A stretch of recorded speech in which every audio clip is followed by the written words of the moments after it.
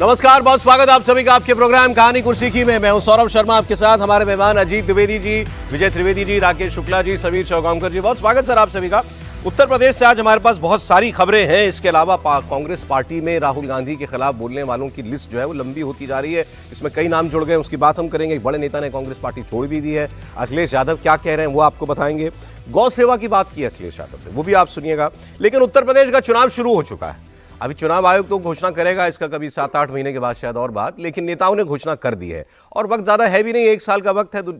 देश का सबसे बड़ा सूबा, सबसे महत्वपूर्ण सूबा, 27 में इलेक्शन, उसके बाद 29 में लोकसभा का इलेक्शन जहां 80 सीटें होंगी और 24 में आप जानते हैं कैसा झटका बीजेपी को लगा था। तो बीजेपी की तैयारियां तो पूरी तरीके से परवान चढ़ चुकी हैं।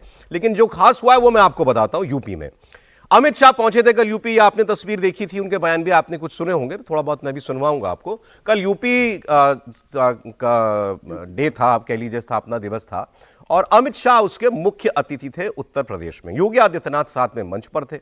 तो अमित शाह ने वहां से सीधे कहा कि सपा, बसपा, कांग्रेस ये जातिवादी और परिवारवादी पार्टियां, ये आपका कभी कोई कल्याण नहीं कर सकती। आप 2 बार से हमको वोट दे रहे हैं, हम पर भरोसा जता रहे हैं, आप काम देख लीजिए हमारा और हमारे साथ हम ही को आशीर्वाद दीजिएगा 2027 में।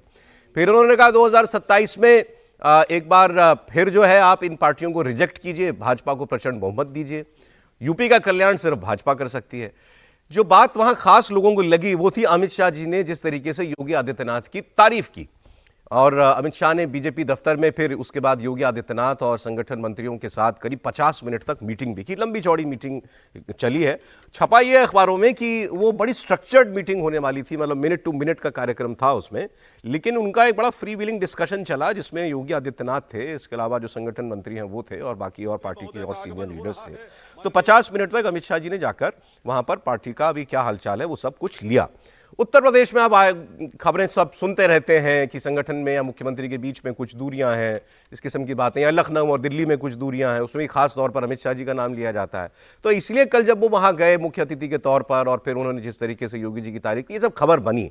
ये सब बातें तो हम करेंगे ही। खास बात क्या है, योगी मोदी ये कॉम्बिनेशन। और आप जरा याद कीजिए, इसके अलावा 2014 से पहले प्रभारी थे उत्तर प्रदेश के अमित शाह। कोई सोच नहीं सकता था उस इलेक्शन से पहले कि भारतीय जनता पार्टी यूपी में इतने कमाल कर देगी। मेरे ख्याल से 73 सीटें आई थी सर, 73 गठबंधन को, एनडीए को 71+2 था ना, 71 बीजेपी के। वो बिल्कुल करिश्मा था, करिश्मा। मतलब बहुत सारे नेताओं को बहुत वक्त तक ये मतलब यकीन नहीं हुआ कि ऐसा नतीजा आ गया अपोजिशन के लीडर्स को। तो वो अमित शाह, वो अगर चुनाव हैंडल करेंगे, योगी मोदी की जोड़ी, तो अब ये जो तिकड़ी है ये वाकई में एक बड़ा डेडली कॉम्बिनेशन है। फिर आप कहेंगे साहब 24 में तो नहीं हुआ कुछ ऐसा, तो वो भी बात हम लोग आज करेंगे कि 24 में क्या मिस हो गया था इनसे। तो यूपी का चुनाव शुरू हो गया है। तो पहले अमित शाह जी की बात आपको सुनाता हूं, फिर आपको बताएंगे अखिलेश यादव इस वक्त किसको याद कर रहे हैं। अगला साल चुनाव का साल है। मैं आज उत्तर प्रदेश की जनता को अपील करने के लिए आया हूं। उत्तर प्रदेश के विकास के लिए, उत्तर प्रदेश के युवाओं के भविष्य के लिए, देश की सुरक्षा के लिए फिर से एक बार यहां पूर्ण बहुमत की, प्रचंड बहुमत के साथ भारतीय जनता पार्टी।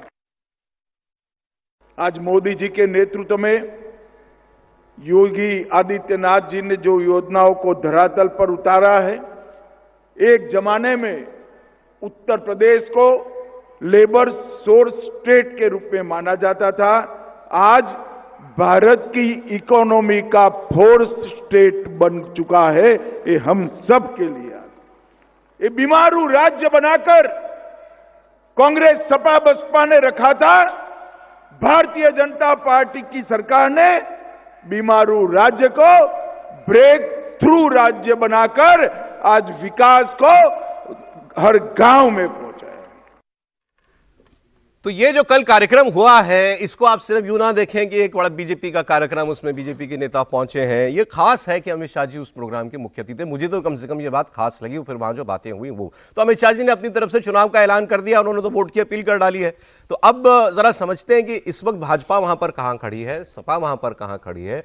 24 के झटके के बाद भारतीय जनता पार्टी के वहां पर लेसन क्या है, उन्होंने मुझसे क्या सबक लिया है, और क्या अब पूरे जोर के साथ, मतलब ये अगर मैंने तिकड़ी कहा तो 3 डिब्बे वाली एनालॉजी ज्यादा चलती है, तो 3 डिब्बे जब चल रहे हैं बिल्कुल सीमलेस चल रहे हैं, एक से दूसरे की गति जोड़ रहे हैं या टकरा रहे हैं कहीं?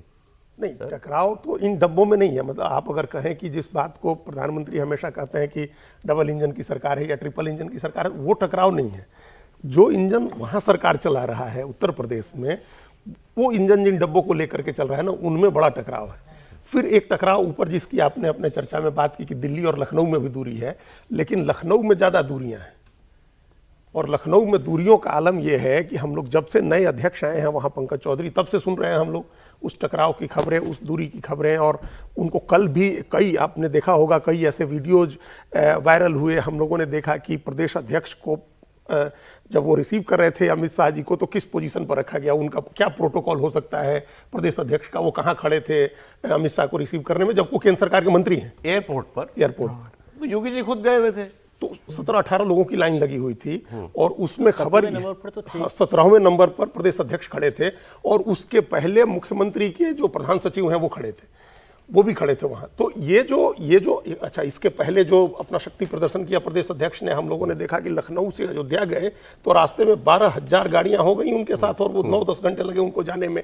उसके बाद एक बुंदेलखंड की उन्होंने बैठक बुलाई, उस बैठक में बुंदेलखंड से ही आने वाले जो नेता हैं, जिनको बताया जा रहा था कि वो प्रदेश अध्यक्ष के दावेदार हैं, स्वतंत्र देव सिंह, वो गैर हाजिर थे। तो ये सब जो चीजें वहां प्रदेश के अच्छा, संगठन और सरकार के में तालमेल की कमी का क्या आलम है, ये खुद योगी आदित्यनाथ ने बताया कितनी बार मुख्यमंत्री ने कि भाई 2.5 करोड़ से ज्यादा नाम कट गए उसमें SIR में। तो ये जो संगठन का काम नहीं हो रहा है, सरकार के साथ तालमेल नहीं बन रहा है, ये पिछले अध्यक्ष के समय से चला आ रहा है। पिछले अध्यक्ष के समय इतना अपरेंट नहीं था। एक तो ये बात है। दूसरी बात जो ये इंपॉर्टेंट बात इसमें है कि अमित शाह जी ये नहीं कह रहे हैं कि उन्होंने वो उनके नेतृत्व में हम चुनाव लड़ रहे हैं, उनके नेतृत्व में हम सरकार बनाने जा रहे हैं। आपने जिस 73 की बात की, वो 73 तब आया था जब अमित शाह प्रभारी थे उत्तर प्रदेश के, भारतीय जनता पार्टी के महासचिव थे और उत्तर प्रदेश के प्रभारी थे, तब 73 सीटें आई थी। उसके बाद जब जिस समय 65 पर आ गई पार्टी, उस समय JP नड्डा साहब वहां के प्रभारी थे और उसके बाद वो अध्यक्ष हुए। और उसके बाद जब 312 सीटें भी आई थी, तब भी योगी आदित्यनाथ के चेहरे पर चुनाव नहीं हुआ था। तब चुनाव केशव प्रसाद मौर्य के चेहरे पर हुआ था। तो एक जो वोट का गणित है उत्तर प्रदेश, चेहरा नहीं था सर, प्रदेश अध्यक्ष थे, प्रदेश अध्यक्ष थे, लेकिन एक उस समय ये माना ही जा रहा था कि यही चेहरा है, घोषित ही था। अब अभी भी थोड़ा माना जा रहा है, लेकिन एक तो आप कहने वाले से सुनेंगे तो लोग बताएंगे ही लोग ना कि योगी आदित्यनाथ ही मुख्यमंत्री होंगे। चेहरा तो इनका भी नहीं बताया जा रहा है। वो तो अभी CM है ही ना। तो नहीं, CM होता है, वो भी चेहरा नहीं होता है। और हम लोगों के सामने इसकी मिसाल रही है। हम लोगों ने शिवराज सिंह चौहान को देखा है। अभी बिहार में ही चुनाव हुआ तो नीतीश कुमार को CM बना करके CM चेहरा घोषित आपको इस प्रोग्राम में भी, इन बयानों में भी जो है नजदीकियां कम, दूरियां ज्यादा दिखी हैं। देखिए, अमित शाह और नरेंद्र मोदी से एक बात तो मानिए कि कोई वो लोग ऐसी पॉलिटिक्स नहीं कर रहे हैं कि प्रदेश के किसी नेतृत्व से प्रतिस्पर्धा करेंगे। प्रदेश के जो नेता हैं वो अपनी प्रतिस्पर्धा जरूर बताते हैं कि मेरी प्रतिस्पर्धा अमित शाह से। अमित शाह नहीं प्रतिस्पर्धा करने जाएंगे किसी मुख्यमंत्री से। ठीक है, उनकी जो हैसियत है पार्टी में, वो किसी CM से प्रतिस्पर्धा करने की नहीं है, चाहे योगी आदित्यनाथ हो या देवेंद्र फडणवीस। मैंने जैसे देखा इसको, वो अंदर की बातें जो बात आप सब बता रहे हैं वो सब होती ही रहती हैं। योगी मोदी एक कॉम्बिनेशन उत्तर प्रदेश में लोगों की जबान पर है, ठीक, पिछले 10 साल से। दूसरी बात, अमित शाह का जो रणनीतिक कौशल है, वो जिसमें जो हमने 73 की बात कर ली, उसकी बात कर ली। तो मैं कह रहा हूं ये तीनों चीजें क्या एक साथ बिल्कुल एकजुट होकर के इस चुनाव में खड़ी होती हुई दिखाई दे रही हैं आपको? दो तरह से समझिए। मतदाता इस दौरे को अलग तरीके से देखेगा और राजनीतिक विश्लेषक अलग तरीके से देखेंगे। राजनीतिक विश्लेषकों की नज़र में ये थोड़ा खुशी थोड़ा गम वाली स्थितियाँ हैं। थोड़ा खुशी इस बात की कि लंबे समय से जो सामंजस्य की कमी थी, यानी समन्वय की कमी थी अमित शाह जी और योगी जी के बीच में, वो थोड़ा सा बनती हुई दिखाई दे रही उत्तर प्रदेश स्थापना दिवस से, कि दोनों लोग एक मंच पे आए, दोनों लोग अलग से बैठे। गम की बात यह है कि अभी मध्य प्रदेश गए हुए थे माननीय अमित शाह जी, और वहाँ उन्होंने प्रचंड तरीके से प्रशंसा किया मोहन यादव जी का और कहा कि मोहन यादव जी का शासनकाल शिवराज सिंह चौहान जी से भी बढ़िया है। ये बात उत्तर प्रदेश में नहीं कही गई, तो ये थोड़ा सा एक असमंजस की स्थितियां पैदा करती है। क्या योगी जी रिपीट होंगे या नहीं चुनाव के बाद? ये सही है कि चुनाव तो योगी जी के नेतृत्व में होगा, यह है राजनीतिक विश्लेषकों का नजरिया। अब मतदाताओं के नजरिए से आप देखें तो आज की डेट में योगी आदित्यनाथ जी का तोड़ वहां पे कोई नहीं है, और ये बात अमित शाह जी भी जानते हैं इसलिए उन्होंने कहा कि भारतीय जनता पार्टी को जिताइए, और भारतीय जनता पार्टी पे आपने 2 बार विश्वास किया है, तीसरी बार फिर से करिए। तो इससे मतदाताओं को उन्होंने ये मैसेज किया कि जिस तरीके की शासन व्यवस्था चल रही है, भारतीय जनता पार्टी वही शासन व्यवस्था आपको 27 के बाद भी देगी। तो इसमें आपको कहाँ, फिर अभी आपने जो 2 बातें कही, योगी जी आगे होंगे कि नहीं होंगे और तारीफ नहीं की, 10 साल से जो मुख्यमंत्री है, अगर उसकी शासन व्यवस्था की तारीफ की जा रही है और उसी पर वोट देने को कहा जा रहा है, तो क्या बचता है फिर? बचता क्यों नहीं है? शिवराज सिंह चौहान कितने बार के चीफ मिनिस्टर थे और उनके चेहरे पे चुनाव लड़ा गया, और शिवराज सिंह चौहान तो पूरे तन मन धन से मध्य प्रदेश में भारतीय जनता पार्टी को जीताए। तो क्या पता था कि मोहन यादव जी एक बार चुनाव हरवा चुके, कमलनाथ मुख्यमंत्री बन गए, पार्टी हार गई थी। हाँ, चुनाव हार गई थी शिवराज के नाम पर। लगातार 15 साल रहने के बाद और हारने में भी समीर जी उसमें एक फैक्ट बता दें कि 109 114 था। 15 साल की सरकार चले कि बीजेपी 109 सीट थी और कांग्रेस 114 सीट थी। अरे वोट का अंतर सिर्फ जो है 10 या 15 हजार वोट का ही अंतर था पूरे राज्य समीर जी, में। आपने कैसे देखा इस दौरे को? देखिए, मुझे लगता है कि एक बड़े नेता भारतीय जनता पार्टी के अमित शाह जी एक बड़े मुख्यमंत्री, जो सारे मुख्यमंत्री सबसे बड़े मुख्यमंत्री, सबसे लोकप्रिय मुख्यमंत्री है, उसके राज्य में 76वां स्थापना दिवस था, तो उसकी स्थापना दिवस के कार्यक्रम में गए थे। इसे सिर्फ इस दृष्टि से देख लेना कि भाई अमित शाह जी वहां पर गए तो क्या वो योगी आदित्यनाथ के लिए कोई संदेश लेकर गए, क्या जाकर उन्होंने कोई योगी आदित्यनाथ के पक्ष में या योगी आदित्य को असहज करने वाला कोई संदेश दिया? मुझे लग रहा है वो राज्य की स्थापना के 76वें दिन पर गए थे और वो वहां पर ये बात स्थापित कर आए कि उत्तर प्रदेश के योगी ही स्थापित नेता है, कोई दूसरा स्थापित नेता नहीं है। केवल सरकारी कार्यक्रम नहीं था, उसके बाद उनकी घंटाभर बिल्कुल मीटिंग भी बैठक चली है और ये बहुत मतलब सर्वविदित है, इसमें किसी तरह का कोई प्रश्न नहीं कि उत्तर प्रदेश में योगी आदित्यनाथ कहता कोई नेता नहीं है। यह भारतीय जनता पार्टी का शीर्ष नेतृत्व भी जानता है, यह भारतीय जनता पार्टी का संगठन भी जानता है और यह राष्ट्रीय स्वयं संघ भी जानता है कि योगी आदित्यनाथ जैसा कोई दूसरा नेता फिलहाल उनके पास नहीं है जिसका सिर्फ प्रदेश में स्वीकारता नहीं हो। प्रदेश के बाहर भी अगर आप देखेंगे दूसरे राज्यों में योगी आदित्यनाथ की जिस तरह की सभाएं करने के लिए बुलाया जाता है लगातार, अभी बीएमसी के कॉर्पोरेशन हुए 40 सीटों पर योगी आदित्यनाथ के लिए मैसेज गया था कि चुनाव करने के लिए योगी आदित्यनाथ को भेजिए। बीएमसी में अगर योगी आदित्यनाथ एक चुनाव प्रचार कर लेंगे तो भारतीय जनता पार्टी के लिए बीएमसी एक तरफा हो जाएगी। वो बात अलग है कि योगी आदित्यनाथ जी उस समय गए नहीं, महाराष्ट्र के प्रदेश संगठन ने इस बात का लेटर भेजा था केंद्रीय नेतृत्व को, योगी आदित्यनाथ को भेजा जाओ नहीं, वो पार्टी ने कोई सेंट्रल लीडरशिप कोई नहीं गया ना, इस कारण नहीं वहां पर गए। लेकिन अगर प्रदेश संगठन किसी एक मुख्यमंत्री के लिए यह कहता है और देवेंद्र फडणवीस इस बात को कहते हैं कि भाई योगी आदित्यनाथ के आने से हमारे वोटर्स मोटिवेट होते हैं, जनता के अंदर उत्साह और ऊर्जा का संचार होता है, तो योगी आदित्यनाथ की यह ताकत बताती है कि 2017 में मुख्यमंत्री बनने के बाद जब 2027 के अंदर 10 साल बाद विधानसभा चुनाव होगा तो तीसरे इसमें योगी ही चेहरा होंगे और पार्टी योगी को ही मुख्यमंत्री बनाएगी और चुनाव के पहले योगी को मुख्यमंत्री का चेहरा भी घोषित करेगी। आप तय मान के चलिए, पार्टी उत्तर प्रदेश में कभी नहीं कहेगी कि हम सामूहिक नेतृत्व में चल रहे हैं जिसमें केशव प्रसाद मौर्य या ब्रजेश पाठक या किसी और को लगे। पार्टी ये सीधे सीधे बता देगी कि योगी आदित्यनाथ ही हमारे मुख्यमंत्री होंगे। सर, आपने बड़ी जोर से गर्दन घुमा के देखा उनकी तरफ जब बात कही उन्होंने। बात ठीक कर रहे हैं ना, वो ठीक है। मैं कह रहा हूँ कि एक बात तो ठीक है कि अमित शाह जी योगी या दिल्ली से प्रधानमंत्री अमित शाह जी और योगी के बीच में कोई कंपटीशन नहीं है। बहुत सारे लोग ये चलाते रहते हैं कि भाई कंपटीशन, उनका कोई कंपटीशन नहीं, बल्कि 5 साल पहले की बात बताता हूँ मैं आपको कि एक बार बीजेपी कार्यालय में लंच था और अमित शाह जी के लिए माना जाता था कि वो गुजरात के मुख्यमंत्री बनना चाहते हैं। तो हमने सवाल किया कि क्या आप अब भी गुजरात के मुख्यमंत्री बनना चाहते हैं? तो उनका अरे अब तो पानी बहुत बह गया नदी में, अब तो हम मुख्यमंत्री बनाते हैं। ये 5 साल पुरानी बात मैं आपको बता रहा हूँ। उसके बाद तो पता नहीं कितने मुख्यमंत्री उन्होंने बना दिए भारतीय जनता पार्टी के। तो एक जगह उन्होंने और एक एडिटर ने उनसे पूछा यही सवाल, अच्छा कि आपके मुख्यमंत्री बनना चाहते हैं? तो उन्होंने कहा कि आप एडिटर से रिपोर्टर बनना चाहते हैं। तो वही बात हो गई। तो उन्होंने कहा आजकल हम मुख्यमंत्री बनाते हैं और उसके बाद तो शायद और दर्जन पर मुख्यमंत्री उन्होंने बना दिए होंगे। तो कोई कंपटीशन उस तरह का नहीं है। और ये मानना कि यदि योगी सरकार को हरा देंगे और भारतीय जनता पार्टी मजबूत हो जाएगी, ऐसा भी वही बात मेन मतलब बेसिक बात ये है ना कि अपना घर थोड़ी तोड़ेंगे। और योगी के अलावा आपके पास, और योगी के अलावा फिलहाल तो कोई ऑप्शन नहीं है। मैं इसको सनातन की तरह से नहीं मानता ऑप्शन को। नहीं, सनातन की तरफ भी मानिए सर, हिंदुत्व का सबसे बड़ा चेहरा है। आप सबसे बड़ा भारतीय जनता पार्टी जिसकी राजनीति करती है, सबसे बड़ा चेहरा योगी जी है। आप उस पर आ रहा हूं सर आगे। हाँ, लेकिन इंपॉर्टेंट बात यह है कि क्या उत्तर प्रदेश के जो नट बोल्ट्स हैं वो ठीक हैं कि नहीं। वो कसने के लिए आए थे क्या? नहीं, वो कसने के लिए नहीं, वो मैसेज देने के लिए तो आए हैं। अमित शाह जी यदि वहाँ पर हैं, वैसे तो बहुत सारे मित्रों ने कहा कि इतना बड़ा राज्य, देश का सबसे बड़ा राज्य, आपने कहा 80 सीटों वाला राज्य है और प्रधानमंत्री जी स्थापना दिवस पर नहीं थे, अमित शाह जी गए।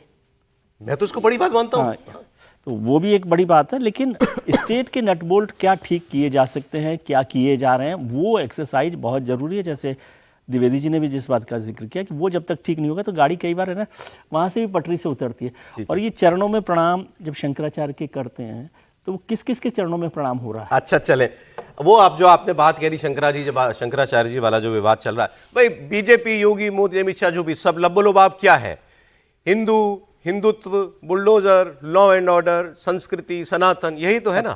अब अखिलेश यादव बहुत एक्टिव है इन दिनों शंकराचार्य जी वाले मुद्दे पर। उन्होंने कहा ये बीजेपी ये सनातन की विरोधी है। उन्होंने कहा सनातन को बचाने के लिए, संस्कार को बचाने के लिए बीजेपी को हटाना जरूरी है। कल वो उस बात को काफी आगे ले गए।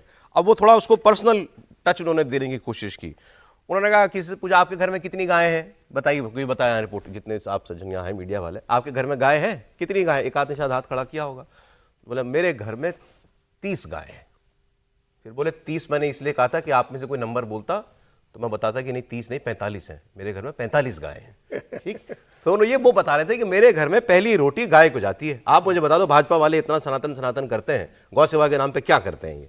तो अखिलेश यादव जो हमने कल भी बात कर रहे थे, वो या तो कोई मिक्स्ड सिग्नल दे रहे हैं या उनको ये लग रहा है कि भाई वो वोट जो मुझे एक्स्ट्रा चाहिए वो और कहीं से नहीं आने वाला है, वो इन्हीं में से आने वाला है, जिसको अगर 80-20 की एनालॉजी देते हैं। शंकराचार्य जी का भी इशू जुड़ा हुआ है ना, क्योंकि शंकराचार्य जी गो हत्या पर ही सारा का सारा, वो उस 80 में से कुछ लेने के लिए क्या एक स्पेशल एफर्ट कर रहे हैं, ये मैं बात करना चाह रहा हूं। सुनते हैं जरा अखिलेश यादव की बात। हमें गायों से बड़ा लगाव है। हमारे घर में बहुत सारी गायें हैं। जितने लोग बैठे हैं सब अपने घरों में चेक कर लें, उनसे ज्यादा गायें हमारे यहाँ होगी। 30 किसी के यहाँ हो तो बताओ, कोई पत्रकार हो बताओ, किसी बीजेपी वाले के यहाँ हो तो बताओ। तो गाय सेवा, उसकी सेवा तो हम लोग करते ही हैं और हर दिन करते हैं। हमारे यहाँ पहली रोटी जब बनती है वो सीधी गाय को जाती है, आज भी। और यहाँ जितने लोग बैठे हैं समाजवादी लोग, इनकी पहली रोटी बनी हुई गाय को जाती है। बीजेपी की किसी को गाय को नहीं रोटी जाती। इस पर कुछ लोगों ने रिएक्ट किया, मेरे मन में बात आई, अगली जी गाय तो पालने हम बांधेंगे कहाँ, फ्लैट पे हम गाय कैसे बांधेंगे? आप 45 गाय रख सकते हो, इतनी ऐसी आपकी व्यवस्था आपके पास है। मंत्री के नाते आप रखिए, आप 45 आप 100 गाय रख सकते लाल जी जो वो प्रधानमंत्री थे तो पूरा तबेला बनाए हुए थे अपनी कोठी पे। बिल्कुल, और लालू यादव का तबेला हम लोग देखते हैं। लालू यादव जी भी यहाँ तबेला बनाए और हुए योगी आदित्यनाथ जी गाँव के जरिए क्या संदेश? लेकिन सर ऐसा है, इसमें एक बात जोड़ दूं, और 30 मुख्यमंत्री भी है, सबके पास उतने ही बड़े घर हैं।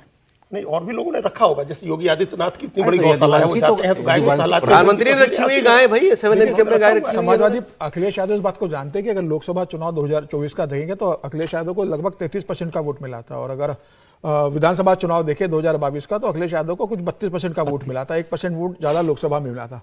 अखिलेश यादव इस बात को जानते हैं कि भाई 32 और 33% वोट बैंक जो उनको लोकसभा और विधानसभा में मिला था, उसी वोट बैंक के दम पर वो 2027 में मुख्यमंत्री नहीं बन सकते, क्योंकि भारतीय जनता पार्टी का जो वोट बैंक है, भारतीय जनता पार्टी के साथ जिस तरीके से बाकी तमाम छोटे छोटे राजनीतिक दल जुड़े हुए, भारतीय जनता पार्टी ने जिस तरीके से इंद्रधनुष बनाया, अम्ब्रेला बनाया कि जिसमें राजभर भी उनके साथ है, जिनके साथ निषाद भी उनके साथ है, और तमाम छोटी जातियों को उन्होंने अपने साथ जोड़ा है। ऐसे में अखिलेश यादव से मुस्लिम और यादव के दम पर चुनाव नहीं जीत सकते।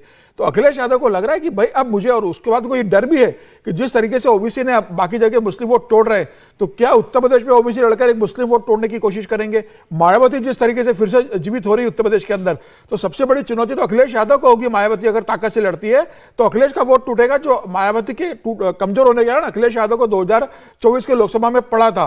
तो अखिलेश यादव को पता है कि मुझे आने वाले समय में लंबी चुनौती बढ़ने वाली है, तो अखिलेश यादव अपना वोट बैंक बढ़ाना चाहते हैं, और इसलिए वो कोशिश कर रहे हैं कि भाई मैं थोड़ा सॉफ्ट हिंदुत्ववादी दिखूं, मैं मंदिर भी बना रहा हूं, मैं गाय की भी जिक्र कर रहा हूं, मैं ये कह रहा हूं कि भाई मैं आने वाले समय में राम मंदिर जाऊंगा, तो मुझे थोड़ा हिंदुत्व बनाकर अगर मुझे हिंदुत्व का 4-5% वोट मिलता है तो मेरे मुख्यमंत्री बनने की संभावना प्रबल होगी। और योगी आदित्यनाथ से जो नाराजगी, जब ब्राह्मणों ने नाराजगी जाहिर की तो ब्राह्मणों को संदेश दे रहे थे, तो उनको लग रहा है कि जो नाराज उनको मैं अपने साथ जोड़ूं, उसके लिए मुझे थोड़ा हिंदुत्व का पक्ष लेना पड़ेगा। साथ साथ लेकिन जो दूसरा इशू यूपी में चल रहा है वो SIR का है। यूपी में सबसे बड़ी एक्सरसाइज जो SIR की चल रही है वो उत्तर प्रदेश में ही चल रही है, और वो बहुत बार बीजेपी और चुनाव आयोग को जो है इस पर कटघरे में खड़ा कर चुके हैं। अब उन्होंने एक और आरोप लगाया कि ये जो है जिनके दिल मिले हुए हैं ऐसे अधिकारी लगाए जा रहे हैं SIR के काम में। फिर उन्होंने कहा कि पहले वो कह चुके हैं ये 4 करोड़ मतदाता कट गए, ये योगी जी को पहले कैसे पता चल गया था। फिर उन्होंने कहा कि चुन चुनकर PDA का वोट काटने की साजिश हो रही है, और अब वो ये कह रहे हैं कि जिन लोगों की मैपिंग हो गई, मतलब जिनका कोई लिंक जो है वो पुरानी SIR में निकल आया, उनके ऊपर तो कोई नोटिसबाजी नहीं होनी चाहिए थी, उनको तो वोटर मान लेना चाहिए था, लेकिन उनको भी लॉजिकल डिस्क्रिपेंसी दिखा करके, लॉजिकल एरर दिखा करके उनको भी नोटिस भेजे जा रहे हैं। ये काम क्यों हो रहा है? वो कह रहे हैं चुनाव आयोग हमको बताए, हमको कॉन्फिडेंस मिले, बल्कि उन्होंने तो यहां तक मांग की है कि हमारे जो टेक्निकल टीम है हमारी पार्टी की, वो चुनाव आयोग उसको वक्त दे। हम जानना चाहते हैं कि आपका सॉफ्टवेयर कैसे काम करता है, आप कैसे ये जो है ये इन लोगों को आप चिन्हित कैसे कर रहे हैं, इनमें क्या प्रॉब्लम है इनकी लिंकेज में। तो वो कह रहे हैं कि हम समझना चाहते हैं चुनाव आयोग से, हमको समय दिया जाए। मेरी मांग है कि इलेक्शन कमीशन हम लोग का सहयोग करे, वो टेक्निकल एक्सपर्ट्स पार्टी कार्यालय भेज दें, या कोई लैब हो या कोई ट्रेनिंग इंस्टीट्यूट हो, वहां हम अपने वर्कर्स को भेजेंगे बूथ स्तर के, जिससे कि वो भी ट्रेन हो करके आए और ये पता कर सकें कि कोई डबल वोट तो नहीं बना लिया बीजेपी ने, या फर्जी वोट तो नहीं बना लिया, क्योंकि अब फर्जी वोट बनाने की तैयारी कर रहे हैं लोग। हमारी बहुत सिंपल मांग है, आधार से लिंक कर दिया जाए वोटर लिस्ट को, और जो आधार बनाया जाए वो मेटल का कार्ड आधार हो। आधार तो नहीं है डुप्लीकेट, क्या आधार भी डुप्लीकेट है? बाकी बातें तो मैं समझ गया, मेटल वाली बात मेरी समझ में नहीं आई। मतलब लोहे का कार्ड होगा तो क्या वो फर्जी नहीं बन सकता? क्या होगा, स्टील का कार्ड बना लेंगे तो फर्जी वाला नहीं होगा? वो समझ नहीं, आप पूछना चाहिए था किसी को। लेकिन 2-3 बातें कहनी है हमको अखिलेश यादव की पॉलिटिक्स में। एक तो पहले की भी बात रह गई, वो इमेज बदलने की कोशिश कर रहे हैं अपनी पार्टी की। जो समीर जी ने जिस ओर इशारा किया, अभी उन्होंने उड़ीसा में विजन इंडिया का एक कॉन्क्लेव किया। आपको पता है, उड़ीसा जाकर के जहां कोई बेस नहीं है, देखा मैंने। उसके पहले बेंगलुरु में उन्होंने विजन इंडिया का कार्यक्रम किया। एआई पर बात कर रहे हैं वो। और आपको याद हो 2012 में जब वो आए थे और साइकिल से घूम रहे थे, तो उन्होंने अपने पिता की 2 पॉलिसी बदली थी, अंग्रेजी विरोध और कंप्यूटर विरोध, उन्होंने समाप्त कराया था। अब फिर नए सिरे से वो अपनी इमेज मेकिंग कर रहे हैं। और इसी सिलसिले में उत्तराखंड में उन्होंने नया अध्यक्ष ब्राह्मण बनाया है, शुभम गिरी को। तो ब्राह्मण को भी बना रहे हैं, यूथ को जोड़ने की कोशिश कर रहे हैं, अपनी पार्टी की इमेज बदलने की कोशिश कर रहे हैं। हिंदुत्व का वोट देखिए, वो पीडीए ऑलरेडी लेकर के चल रहे हैं, जो बड़ा वोट आधार है, उसमें अगर ब्राह्मण जुड़ते हैं, जिनकी नाराजगी की बात है, तो वो एक उनका बड़ा दाव है। और योगी आदित्यनाथ की एक बड़ी उपयोगिता है, हिंदुत्व के बड़े चेहरे से ज्यादा ठाकुर वोट की है। और एक फिगर आपको बताएं, उससे समझ में आएगा कि उत्तर प्रदेश में 92% ब्राह्मणों ने वोट दिया था भारतीय जनता पार्टी को, और 89% ठाकुरों के वोट मिले थे। ठाकुर का वोट कभी भी, अगर उनका लीडरशिप नहीं आ रहा है, तो वो टूट भी सकता है, वो जा सकता है भारतीय जनता पार्टी की तरफ। वो कमिटमेंट नहीं है जो ब्राह्मण का कमिटमेंट है। एक तो ये पहली बात होगी। अभी जो इस वोटर लिस्ट वाली एक बात 1 मिनट में आपको हम कह दें, ये जो एआई बेस्ड, एल्गोरिदम बेस्ड जो है ना, एआई का मॉड्यूल है, जिसके जरिए एसआईआर किया जा रहा है, बंगाल से और असम तक इस वजह से हाहाकार मचा हुआ है। आपके नाम में अगर आपने सौरभ में SAU लिखा है, SOU लिखा है, ये लॉजिकल डिस्क्रिपेंसीज है, इसके नाम पर नोटिस जा रहे हैं। MD में MD लिखा हुआ है मोहम्मद में, या MOU लिखा हुआ है, मोहम्मद MO से लिखा हुआ है, MU से लिखा हुआ है, इसके लिए नोटिस भेजा जा रहा है। एक नाम के अगर 6 लोग मिल जा रहे हैं, तो उनको सिबलिंग मान करके और नोटिस जारी कर देता है कि एक परिवार में 6 लोग कैसे हैं, 6 बच्चे कैसे हो गए। तो ये सवाल मौका मिल रहा है ना, लेकिन उनको नोटिस देके मतलब उनको जवाब देने का मौका। मान लीजिए कि किसी के आधार कार्ड में ही कोई वो डिस्क्रिपेंसी है जो उसमें दिख रही है, फिर उसको तो नया आधार बनवाना होगा ना। 93 लाख में इस तरह का डिस्क्रिपेंसीज थी बिहार में। एक बड़ा इशू है, बिहार में थे 93 लाख। सुप्रीम कोर्ट का नाम नहीं दे दिया, किसी को नोटिस नहीं है। सुप्रीम कोर्ट ने ऑर्डर दिया ना। उसके बाद क्या हुआ, मैं बताता हूं, जो ऑर्डर दिया है, मैं बताता हूं, चुनाव आयोग ने कहा है कि हमारे पास वो सॉफ्टवेयर ही नहीं है जिसे हम लिस्ट निकाल के पब्लिश कर वो और वो नहीं, उस बाकायदा उसकी डेडलाइन थी कि इस तारीख तक, वो शायद आज की डेट थी, कल थी, शनिवार थी, वो सारी जो है वो ब्लॉक लेवल पर वो जो है उसकी लिस्ट दे देनी है। वो बंगाल में और यूपी में दोनों में काम हो रहा था, नहीं हो पाया है। एक इशू और उठा दिया अखिलेश यादव ने, और उन्होंने भी और कांग्रेस ने भी उठाया है, कि जो जातीय जनगणना होनी है, जनगणना शुरू होने वाली है देश के अंदर, उसमें जातीय जनगणना भी कराई जाएगी। तो अखिलेश यादव ने लिखा है पोस्ट करके कि जनगणना की अधिसूचना में जाति का तो कॉलम ही नहीं है, ये अधिसूचना है, और इसमें जो है बाकायदा वो फॉर्म जो है, फॉर्मेट वो छपा हुआ है इसके साथ साथ। तो वो कह रहे हैं इसमें जाति का तो कॉलम ही नहीं है, तो इनको या तो इनको करना नहीं है, ये तो धोखा दे रहे हैं बीजेपी वाले, इनको ये जाति जनगणना इनको जो है वो करानी नहीं है। ये बात उन्होंने लिखी है। इसमें जो एक 2-3 सवाल जो हैं, जो हाईलाइटेड हैं, मैं वो बता देता हूं आपको। जाति के नाम पर एक ही सवाल इसके अंदर है, क्या परिवार का मुखिया अनुसूचित जाति, अनुसूचित जनजाति या अन्य से संबंधित है? अनुसूचित जाति, जनजाति या अन्य, मतलब 3 ही ऑप्शन दिए गए हैं उसमें। SC ST की गिनती तो हमारे यहाँ शुरुआत से हो रही है, वो हमेशा होती है जनगणना, वो जनगणना में भी होती है। OBC की गिनती नहीं होती थी, OBC की गिनती कराने की मांग हो रही है, विशेषकर उसके बहाने सारी जातियों की बात। तो वो कह रहे हैं कि इसमें विशेष कॉलम नहीं है। हालांकि मैंने फिर इस पर जो है एक मैं क्रेडिट देना चाहूंगा, डिप्टी एडिटर है हिंदू की विजेता सिंह, उन्होंने ये इस पर ये लिखा है कि ये कंफ्यूजन इसीलिए हो रही है क्योंकि सेंसस ऑफिशियल्स की तरफ से डिटेल में जानकारी नहीं दी गई है। कास्ट एन्यूमरेशन मतलब जाति जनगणना इस सेंसस के सेकंड फेज में होनी है, जो कि फरवरी मार्च 2027 में होगा। मतलब वो उस वक्त आएगा, वो अगर ये मकान उसकी गिने जा रहे हैं डिटेल अभी वो समय नहीं आया है, लेकिन उन्होंने इस इशू को उठा दिया है। सर वो बड़ा इशू है कांग्रेस और सपा दोनों, कांग्रेस सपा दोनों के लिए, और जो लोग जाति जनगणना की बात कर रहे हैं उनके लिए बड़ा इशू है ये। और यदि उत्तर प्रदेश के रेफरेंस में देखें, भारतीय जनता पार्टी के रेफरेंस में देखें, तो एक बड़ा झटका जाति जनगणना को लेकर ही लगा था पिछली बार का। जी ये 240 वाला जो इशू है उसमें मसला जातिगत जनगणना का ही था, और फिर सरकार को जिसे पाप मान रही थी उसको गंगा में धोकर पुण्य कर दिया गया, उसको शुरू करने की बात हो गई। अब इसमें क्या है, जो मैंने भी जानकारी ली, एक तो मुझे ये समझ में नहीं आया, वो जानते होंगे जो लोग करवा रहे हैं सेंसस, कि 2 बार करने की क्या ज़रूरत पड़ रही है, एक ही घर में 2-2 बार जाने की क्या ज़रूरत है। उसी जब आप घर ही जा रहे हो तो उसका नाम भी, लिस्ट भी, सब कुछ कर लीजिए, लेकिन वो उनका टेक्निकल इशू है। इसमें जो बात थी जाति का जनगणना में कि SC ST तो पहले ही था, अन्य को किया आपने OBC नहीं लिखा, जब होगा तो इसमें भी OBC, अन्य की जगह OBC लिख देते। जाति बतानी पड़ेगी सबको अपनी। बात सुनिए, उसमें क्या किया गया है कि जो लिस्ट बनी है, जो सेंसस वाला फॉर्म है, उसमें सारी जातियों की वो दी है नाम, बहुत सारी जातियां, सैकड़ों जातियों के नाम है, लेकिन उसको कैटेगराइज OBC में नहीं किया गया है। तो जो ज्यादातर लोग जो इसका विरोध कर रहे हैं उनका कहना है कि भाई ये जातियां इसमें शामिल भी हो जाएगी, लेकिन आप पहले ये तय करो भाई ये OBC की जाति है। तो 2 काम हो, एक OBC का ब्लॉक क्या है उसको दिखाएं और उसमें जाति दिखाएं। आगे एक बड़ा उसमें आगे इस पर आगे जिस पर आगे और चर्चा कर लेंगे, लेकिन सरकार नहीं चाहती, ये चाहती है, ये अमरूल कमिटमेंट करना पड़ेगा उनको। तो योगी आदित्यनाथ बता रहे हैं मेरे घर में कितनी गायें हैं, अमित शाह जी गए योगी जी की तारीफ उन्होंने कल की, SIR का मुद्दा है, जाति जनगणना में जाति का तो कॉलम ही नहीं है, अखिलेश यादव ने पूछ डाला। ये सारी बातें तो हुई। कुछ और पॉलिटिकल डेवलपमेंट यूपी बिहार की खास तौर पर वो मैं आपको बता देता हूं, और कांग्रेस पार्टी से जुड़ी हुई हैं ये मोटे तौर पर।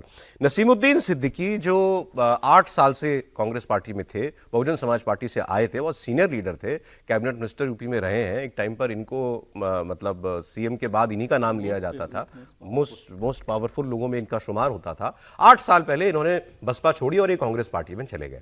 8 साल के बाद इन्होंने छोड़ दी अब कांग्रेस पार्टी, और उन्होंने कांग्रेस छोड़ने के बाद जो बातें कही हैं वो जो है वो इंपॉर्टेंट है। वो आदमी जिसको कभी मिनी CM कहा जाता था, अब ऐसा बताया जा रहा है कि ये कांग्रेस में सम्मान नहीं मिलने से नाराज थे। ये भी फिर वही डेजावू वाली बात है, ये भी नसीमुद्दीन सिद्दीकी ने कही तो किसी और ने भी कही थी, वही बात याद आ गई। अब इन्होंने कहा कि हमको जो मोटे जो माइक पे बोला वो तो ये बोला कि भाई मैं देखिए जमीनी आदमी हूँ, ग्राउंड से जुड़ा वर्कर हूँ, और मुझे काम नहीं करने दिया जा रहा था, मौका नहीं मिल रहा था, मुझे जंग लग रहा था, इसीलिए मैंने पार्टी छोड़ दी। पता जाता है इनकी नाराजगी ज्यादा इस बात से भी थी कि भाई हमको कुछ मिले तो। वो आए अभी इमरान प्रतापगढ़ी तो राज्यसभा के सांसद हो गए, यूपी से ही मुसलमान नेता, युवा नेता हैं, शायर हैं, इनको लग रहा था कि हमारा नंबर कब आएगा, वो नहीं आ रहा था। फिर एक जगह ये भी पता चला कि रायबरेली में शायद मंच पर राहुल गांधी से इनको मिलने नहीं दिया गया, तो उससे भी बल्कि वहाँ कुछ लोगों ने ये भी बताया कि शायद सुरक्षा कर्मियों ने कुछ जो है वो भी कर दिया। हाँ, मतलब उनको लगा कि इंसल्टिंग था, तो वो भी बात हुई।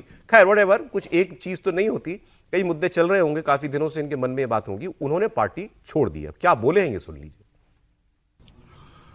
वहां मेरे लिए काम नहीं था, मैं ग्रासरूट लेवल का आदमी हूं, मुझे समझ में नहीं आया, 8 साल से मैं जमीन पे काम नहीं कर पाया।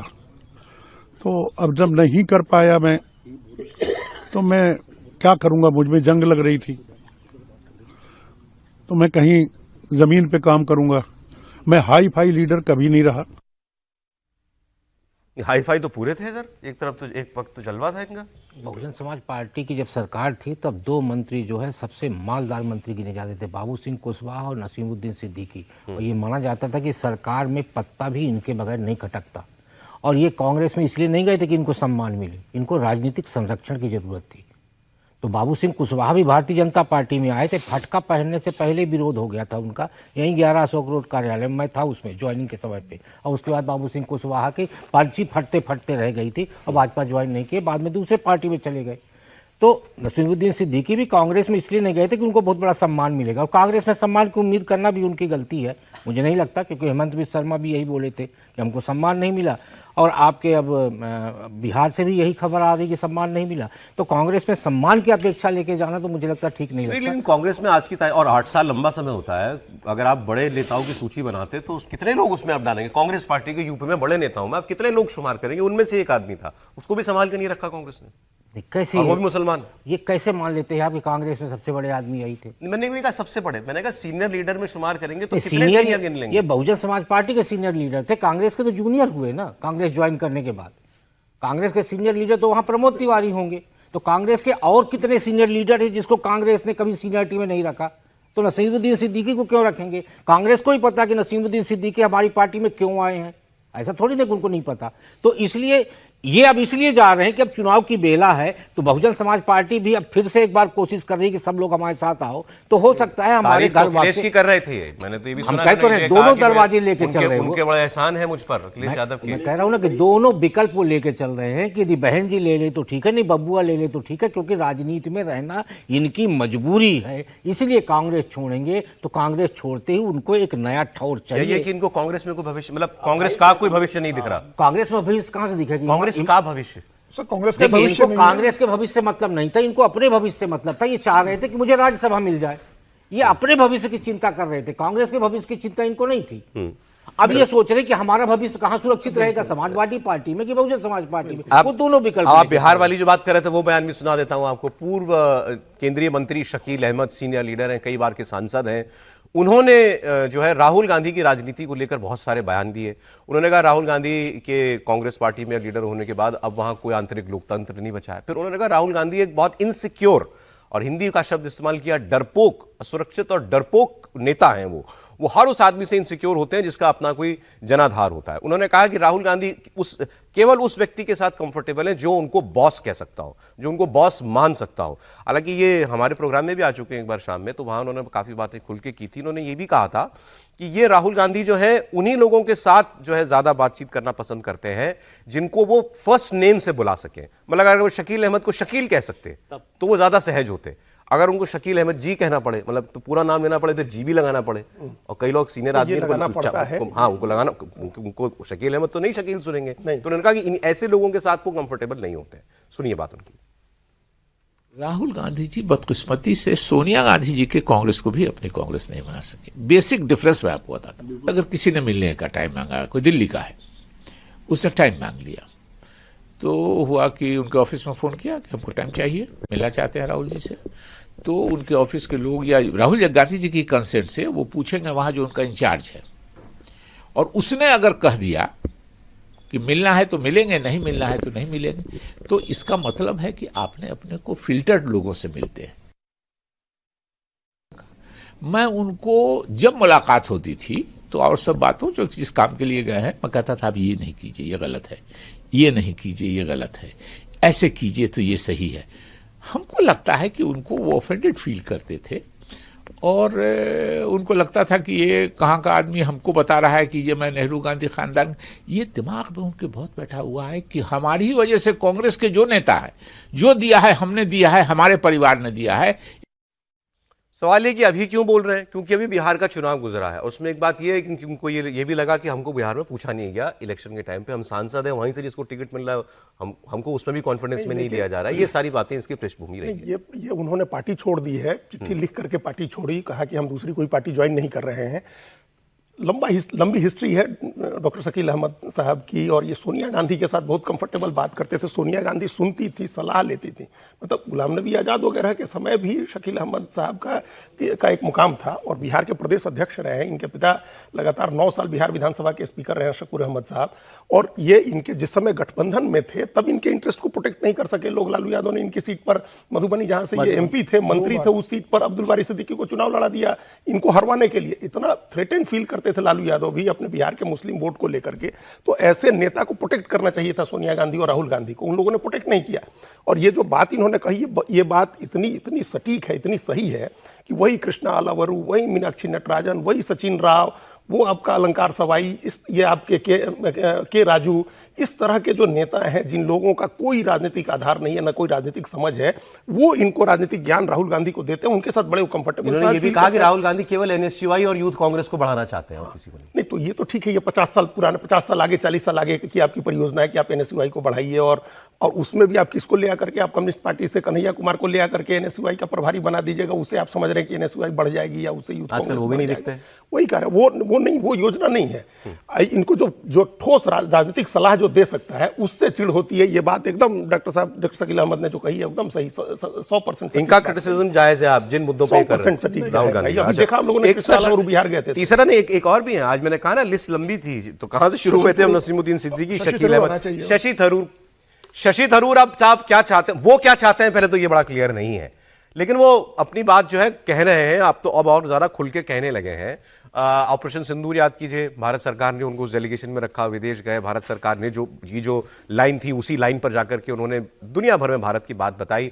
बड़ा नाराजगी थी कांग्रेस पार्टी में कि उनसे पूछे बगैर शशि थरूर का नाम क्यों रख दिया गया, लेकिन शशि थरूर ने अपना नाम वापस विड्रॉ नहीं किया और वो उस डेलीगेशन में गए। फिर अब उसके बाद कई बार ये हो चुका कि राहुल गांधी और उनकी बातचीत नहीं हो रही है, उनको मिलने का समय नहीं मिल रहा है, केरल कांग्रेस में अलग थलग पड़ गए, केरल की यूनिट भी उनको ज्यादा नहीं पूछती है, ये सारी बातें थी। हुआ अभी क्या ट्रिगर था, एक राहुल गांधी और खड़गे साहब के साथ कांग्रेस की जो स्टेट यूनिट है उसकी एक मीटिंग थी, केरल में अभी चुनाव होने वाले हैं, उसमें शशि थरूर नहीं पहुंचे, बुलाया गया था इनको, वहां केरल यूनिट का हिस्सा है लेकिन वो नहीं गए। और क्यों नहीं गए? जिस कार्यक्रम में बैठे इन्होंने कहा कि मुझे केरल लिटरेचर फेस्टिवल का इनविटेशन था, मैं डेट दे चुका था, टाइम दे चुका था, इसलिए मैं नहीं गया। पार्टी अध्यक्ष के साथ और पार्टी के सबसे बड़े नेता के साथ मीटिंग लिटरेचर फेस्टिवल के लिए वो छोड़ दें तो आप समझ लीजिए क्या है हाल। भाई आदमी जो है अमेरिका का टिकट हो तो छोड़ देता है, ये तो केरल में इनको वो करना था, लेकिन वो नहीं गए। तो इन्होंने कहा कि मैंने वजह बता दी थी पार्टी को, जो बात बयान में आपको अब सुनाने वाला हूं। इन्होंने कहा मैंने कभी पार्टी की लाइन का उल्लंघन नहीं किया, खुलकर बोले, मैंने कभी पार्टी की लाइन नहीं क्रॉस की, सिवाय एक मुद्दे पर, वो मुद्दा था ऑपरेशन सिंदूर का। और ऑपरेशन सिंदूर पर जो सरकार ने किया और कहा वो मैं पहलगाम हमले के तुरंत बाद लिख चुका था कि सरकार को यही करना चाहिए, तो मैं उससे कैसे मान लूंगा, मैं उससे पीछे कैसे हट जाऊं? अब मेरी पार्टी अगर उस रुख से सहमत नहीं थी तो मैं अपनी कही बात से तो नहीं मुकर सकता ना। इतना ही नहीं, इन्होंने ये इसी कार्यक्रम में ये भी कहा है, क्योंकि संविधान दिवस था, 26 जनवरी आ रहा है, माफ कीजिएगा, तो उसकी बात भी हो रही थी, तो शशि थरूर ने कहा कि प्रधानमंत्री नरेंद्र मोदी संविधान को पवित्र मानते हैं। अब ये तो कैसी चुभी होगी और कहां चुभी होगी बात कांग्रेस को मैं नहीं जानता। उन्होंने कहा प्रधानमंत्री पवित्र मानते हैं संविधान को, और एक वक्त था कि आरएसएस जो है वो उसके बारे में मानते थे कि ये संविधान को स्वीकार नहीं करती, वो आरएसएस भी अब संविधान को स्वीकार करती है। तो ये सब वो बता रहे थे हमारे संविधान की ताकत है कि ये प्रधानमंत्री उसको पवित्र कहते हैं और आरएसएस को भी मानना पड़ रहा है। लेकिन कांग्रेस को तो नहीं अच्छा लगा होगा। खत्म, मुझे लगा आज आप नाराज वालों को करोगे तो कुछ और बात ही नहीं होगी, कांग्रेस की नाराज की लिस्ट आप चलाते जाएंगे, ऐसे तो पूरा प्रोग्राम ही चला जाएगा। कांग्रेस से पूछिए ना, इतने लोग एक दिन में नाराज क्यों हो रहे हैं? देखिए, तीनों लोगों के अलग अलग कारण है। नसीमुद्दीन साहब का जिक्र कर दिया, वैसे मैं उनको देख रहा था कि दोनों तरह से उनका वजन कम हो गया है। पार्टी में पॉलिटिकल वजन कम हुआ, शरीर का भी वो वजन कम हुआ, पहले बहुत ताकतवर होते थे। और शुक्ला जी ने कहा कि वो मालदार मंत्री थे सबसे, मेरे ख्याल से वो उनको ठीक से डिस्क्रिप्शन नहीं है। वो पार्टी में सबसे ज्यादा माल देने वाले मंत्री थे, ठीक है, बहुत ताकतवर हुआ करते थे। मायावती में भी डिस्क्लेमर लगाना पड़ेगा सर, मतलब मदद करने के लिए पार्टी की सबसे ताकतवर। आप क्यों डिफेंसिव हो रहे हैं? डिफेंसिव नहीं हो रहा मैं, ये बात आपका भाव सब समझ गए हैं, आपको भाव पे तो वो सबसे ताकतवर मंत्री थे। और यहाँ पर भी वही था कि संरक्षण नहीं मिला, लेकिन ये बात तो ठीक है कि कांग्रेस में सम्मान के लिए जाना, तो यदि फिर तो बड़ी गलती की थी उन्होंने पहले ही। और जिस पार्टी में थे वहां बहुत बड़ा सम्मान था उनका, उसके बाद गए थे वहां पर। खैर वो अलग मुद्दा है। अब वो समझ रहे हैं कि कांग्रेस का भविष्य वहां पर नहीं है उत्तर प्रदेश में, और अखिलेश जी के साथ ज्यादा संभावना मुझे लग रही है कि वहां चले जाए। वैसे चंद्रशेखर की पार्टी में भी जा सकते हैं, वो दोनों जगह मुस्लिम दलित वाला, हाँ, तो वो कहीं जा सकते हैं। नई जगह देख रहे हैं तो कुछ हो जाएगा।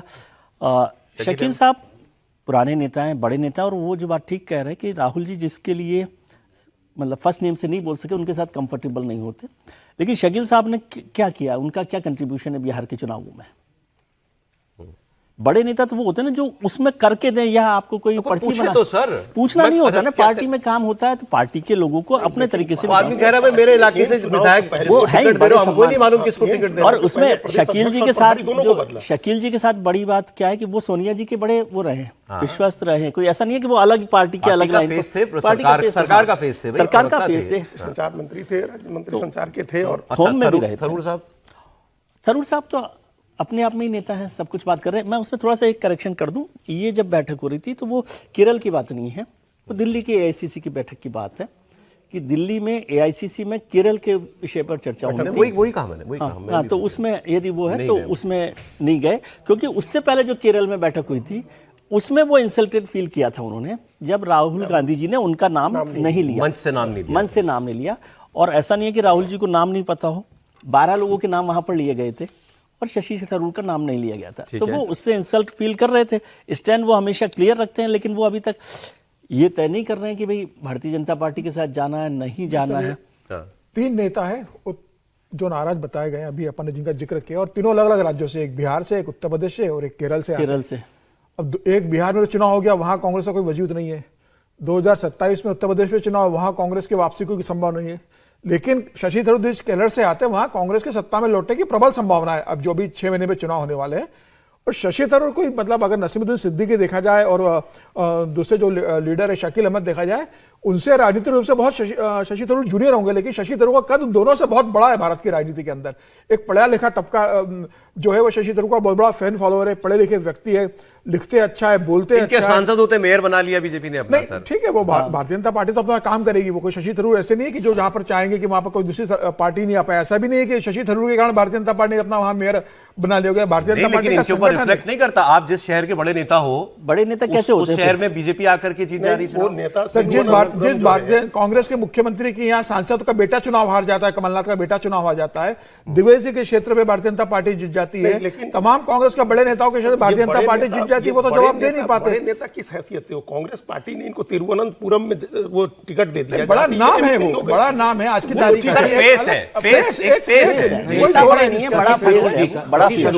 मुझे लगता है कि इस समय चुनाव के शशि थरूर जी का दोष ये नहीं है कि उन्होंने पार्टी लाइन का उल्लंघन उन्होंने नहीं किया जी, उन्होंने सिर्फ गांधी लाइन का उल्लंघन किया। अच्छा, तो पार्टी लाइन का उल्लंघन तो वहां क्षम्य है, लेकिन गांधी लाइन का उल्लंघन अक्षम्य है। ऐसा लगा कि इनको जो सिंगूर वाले में ये तो अपराध और पाप वाली बात हो गई, मतलब अपराध तो माफ हो सकता है, पाप कैसे? इसलिए शशि थरूर जी का दोष जो है वो यही है। सर एक लाइन, ये सारी पार्टी में होता है, जो पार्टी का सर्वोच्च नेता होता है, आप पार्टी का अवमानना करते हो, सर्वोच्च नेता के खिलाफ जाओगे तो उसके खिलाफ। खबर बिहार की मैं आपको और बताता हूं, तेजस्वी यादव जी के बयान जरा निकाल लीजिएगा। तेजस्वी यादव जी कई दिनों बाद जो है वो काफी एक्टिव हो रहे हैं, दिख रहे हैं, वहां लीडर ऑपोजिशन तो है ही है। चुनाव में भाई बड़ी करारी उनकी हार हुई, लेकिन उन्होंने जो कहा कल प्रोग्राम में, उन्होंने कहा कि हम कमजोर नहीं हुए हैं, हमारा समय कमजोर हो गया है। बात बड़ी बहीन कहती है, समझनी पड़ेगी इस बात को। और उन्होंने कहा कि जितनी चर्चा तुम्हारी जीत की नहीं है, उससे ज्यादा तो मेरी हार की हो रही है। नारा तक ही सीमित नहीं रहना है, तो हम लोग सब लोग मजबूत हैं, हम लोग कमजोर नहीं, हमारा समय कमजोर है। समय आएगा जब बिहार में गरीब राज करेगा। साहब मतलब मुझे समझा दीजिए बस, मतलब हम कमजोर नहीं है, समय कमजोर है, मतलब समय की गलती है। मतलब एक फिगर ऑफ स्पीच है कि आदमी कहता है जब उसका बुरा वक्त चल रहा था कि हमारा बुरा वक्त चल रहा है, फला जी का अच्छा वक्त चल रहा है। इनके पिताजी के बारे में माना जाता था कि इतने खराब बयान देते थे, इतनी खराब राजनीति करते थे, समय अच्छा चला तो 15 साल राज कर गए। अब ये कह रहे कि हमारा समय खराब चल रहा है। भाई समय क्या खराब चल रहा है? आप अपना समय खराब किया हुआ है। आप इस तरह के डिसीजन कर रहे हैं। अभी ये राष्ट्रीय अध्यक्ष बन गए, कार्यकारी राष्ट्रीय अध्यक्ष, क्या जरूरत है आपको बनने की? अब परिवार में इस समय इस बात का इतना झगड़ा बढ़ेगा। इनकी बड़ी बहन जो मीसा भारती है, वो चाह रही थी कि हम कार्यकारी अध्यक्ष बने, क्योंकि इनको ये मुख्यमंत्री के दावेदार थे, वो चाहती थी कि हम कार्यकारी अध्यक्ष। झगड़ा और बढ़ेगा परिवार के और झगड़े बढ़ेंगे। और कार्यकर्ताओं को मिक्स मैसेज दे रहे हैं। आप लालू यादव को राष्ट्रीय अध्यक्ष बना करके आपने रखा हुआ है, आप डिफेक्टो लीडर हैं पार्टी के। अब आप अपने ऊपर जो परिवार के झगड़े चल रहे हैं या पार्टी के भीतर इनको लेकर के जो नाराजगी है, कल ही इनके सबसे कमिटेड विधायकों में से एक भाई वीरेंद्र हैं, जिनका एक वीडियो बड़ा वायरल हुआ था। भाई वीरेंद्र विधायक हैं, यादव जाति से आते हैं, उन्होंने सवाल उठाया इनकी रणनीति पर। कल पटना मनेर के बगल के पटना के जिले के विधायक हैं। तो पार्टी के भीतर आपकी लीडरशिप को लेकर के जो संशय है, परिवार के भीतर जो विवाद है, उसके लिए आप राष्ट्रीय कार्यकारी अध्यक्ष बन रहे हैं और समय को कोस रहे हैं। आपके डिसीजन कोई समय के अनुरूप नहीं हो रहे हैं। भाई अब देखिए ये सब जब आप हार जाते हैं तो उस वक्त जब अब लूज करने के लिए कुछ है नहीं ना, तो पार्टी पर उनको एक छत्र कब्जा चाहिए। तो मजबूत हो रहे हैं ना, सही बोला उन्होंने कि हम मजबूत का भोज किया तो उसमें लालू यादव चले गए। उसका भी एक मैसेज था कि लालू यादव अपने बड़े बेटे जिसको परिवार पार्टी से निकाला था उसके घर चले गए दही चूड़ा का भोज खाने। सर इससे ही समझ में आता है कि लालू यादव के लिए राजनीति में कौन ज्यादा महत्वपूर्ण है। हाँ भाई, एक बार इनको आपको उत्तराधिकारी बनाया, आप फेल हुए। लेकिन तेजस्वी को यही खतरा लगा कहीं ऐसा था कि तेज प्रताप की भी वापसी आ जाए। कांग्रेस के एक कंपटीटर बहन बैठी हुई, दूसरी कंपटीटर। सर बस एक लाइन में कह रहा हूँ कि कांग्रेस के जिन 2 नेता निकले, मतलब नाराज हुए, उनका हमने जिक्र इस रेफरेंस में नहीं किया, दोनों मुस्लिम लीडर हैं। हाँ, शकील अहमद और नसीमुद्दीन सिद्दीकी, ये भी तो ठीक बात है, बड़ी बात है ना। मैं खबर आपको एक आगे बताने वाला था, पहले शुरुआत में बताता हूँ। मतलब मुझे थोड़ा अजीब सी बात लगी, अगर हमारे पैनलिस्ट भी सहमत हो। इकोनॉमिस्ट एक मैगजीन है, सब जानते हैं, दुनिया की बड़ी प्रतिष्ठित मैगजीन है वो। अब उसके अंदर 21 जनवरी 22 जनवरी 2 दिन लगातार नरेंद्र मोदी पे 2 आर्टिकल लिखे गए हैं सर। उसके बाद मैं आगे करूंगा, लेकिन उसका जो जिस्ट था एक आर्टिकल का, वो जिस्ट ये था कि नरेंद्र मोदी ने जिस तरीके से डोनाल्ड ट्रंप को हैंडल किया, ये बहुत से दुनिया के देशों के लिए एक सबक है कि आप कैसे एक हेजेमोनिक पावर के सामने टिके रहे, और आपको वो कोई नुकसान पहुंचा भी रहा है तो आप उसको जरिए कैसे ढूंढे दुनिया में उस नुकसान को ऑफसेट करने के लिए। एक बात तो ये। और फिर उन्होंने कहा कि नरेंद्र मोदी ने जिस काम एंड कूल तरीके से डोनाल्ड ट्रंप के सारे टैंट्रम्स सहे, रिएक्ट भी नहीं किया बार बार हर बात पर, और उसका नतीजा आज ये है कि भारत एक बेहतर परिस्थिति में अपने आप को पा रहा है उन देशों की तुलना में जो या तो शुरुआत में ही डोनाल्ड ट्रंप के सामने बिल्कुल झुक गए, या जिन्होंने उनकी हर बात पर रिएक्ट करके उनको अपना बैरी बना लिया। दोनों ही बातें। तो उसमें से जो एक कैटेगरी, उसमें पाकिस्तान आता है, जो अमेरिका के सामने यूं पिच किया कि अब कुछ लोग कहने लगे कि ये चाइना जैसा अमेरिका ने उसको एक कॉलोनी बना लिया है अपना। अब ये बोर्ड ऑफ पीस में गया था, हम सब ने बहुत बार बात की कि इसका रिएक्शन पाकिस्तान में बहुत बुरा होगा, मारकाट भी मचने वाली है, ऐसा भी लोगों को वहां पर लगता है। तो मैं एक बयान आपको सुना रहा हूं, 1-2 बयान इसके ऊपर, पाकिस्तान के ही लोग कैसे रिएक्ट कर रहे हैं।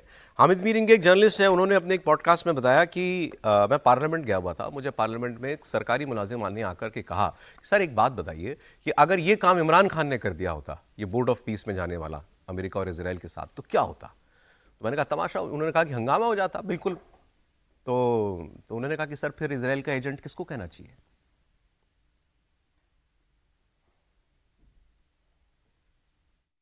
दफा करना हुकूमत के लिए काफ़ी मुश्किल हो रहा है और इस पे लोगों में काफ़ी बेचैनी पाई जाती है। आप इसको माने या ना माने, और लोग जो है वो अब एक सवाल पूछ रहे हैं, मुझसे भी पूछा गया, पार्लियामेंट हाउस से निकल रहा था तो एक पार्लियामेंट हाउस का एम्प्लॉय मुलाजम, बड़ा पुराना मुलाजम है, वो आया चुपके से मुझे कान में पूछता है, ये बताएं साहब जी कि अगर ये जो गजा का फैसला जो कि शहबाज शरीफ ने किया है कल ट्रंप के साथ बैठ के, अगर ऐसा फैसला खान साहब करते तो फिर क्या होता। मैंने एक सेकंड के लिए उनकी तरफ देखा, वो उम्र में काफ़ी बड़े, मैं कहा बुजुर्गो तूफान आ जाता।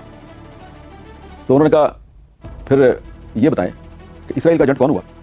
मैंने कहा नहीं ऐसी बात ना करें, ये इस फैसले की बुनियाद पे हम इसराइल का एजेंट होने या ना होने का फैसला नहीं कर सकते। इमरान खान ने भी इसराइल को तस्लीम करने से इनकार किया था, शहबाज शरीफ ने भी इनकार किया। उन्होंने कहा नहीं, आप पूछ लें, जिस किसी से मर्जी पूछ लें, ये आप जितने भी लोग हैं यहाँ पे पूछ लें, 10 आदमी से पूछ लें मेरे साथ चल के, हर बंदा जो है नाराज है इस फैसले। ये आपने गलती की है, इसको माने या ना माने, इसको आप डिफेंड करते रहें, करें डिफेंड इसको, ये डिफेंडेबल नहीं है, इसका दफा मुमकिन नहीं है इस फैसले का। और पहले भी ट्रंप ने आपको धोखा दिया, आपने उसको नोबेल पीस प्राइज के लिए नॉमिनेट किया, उसने ईरान पर हमला कर दिया। आइंदा भी गजा के नाम पर भी यही होगा।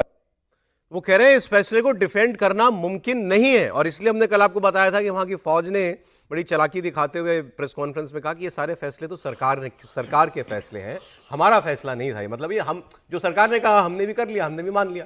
अब एक और सीनियर जर्नलिस्ट की बात सुनिए, उनसे पूछ लिया एंकर ने कि साहब बताइए इसका फ्यूचर क्या है, जो बोर्ड ऑफ पीस। तो कोई फ्यूचर नहीं है, जब तक डोनाल्ड ट्रंप है तब तक ये बोर्ड है, जब डोनाल्ड ट्रंप चला जाएगा तो ये खत्म हो जाएगा। फिर जब तक डोनाल्ड ट्रंप है तब तक ये बोर्ड ऑफ पीस क्या करेगा। उन्होंने कहा ये बोर्ड ऑफ पीस में जितने लोग बैठे हुए हैं इनको कुछ हवा भी नहीं लगने वाली वहां क्या काम होना है। अमेरिका और इजराइल, ट्रंप और नेतन्याहू मिलकर तय करेंगे, वो सारे फैसले करेंगे, और ये आपस में एक दूसरे का मुंह देखते रहेंगे। हमसे तो किसी ने पूछा ही नहीं।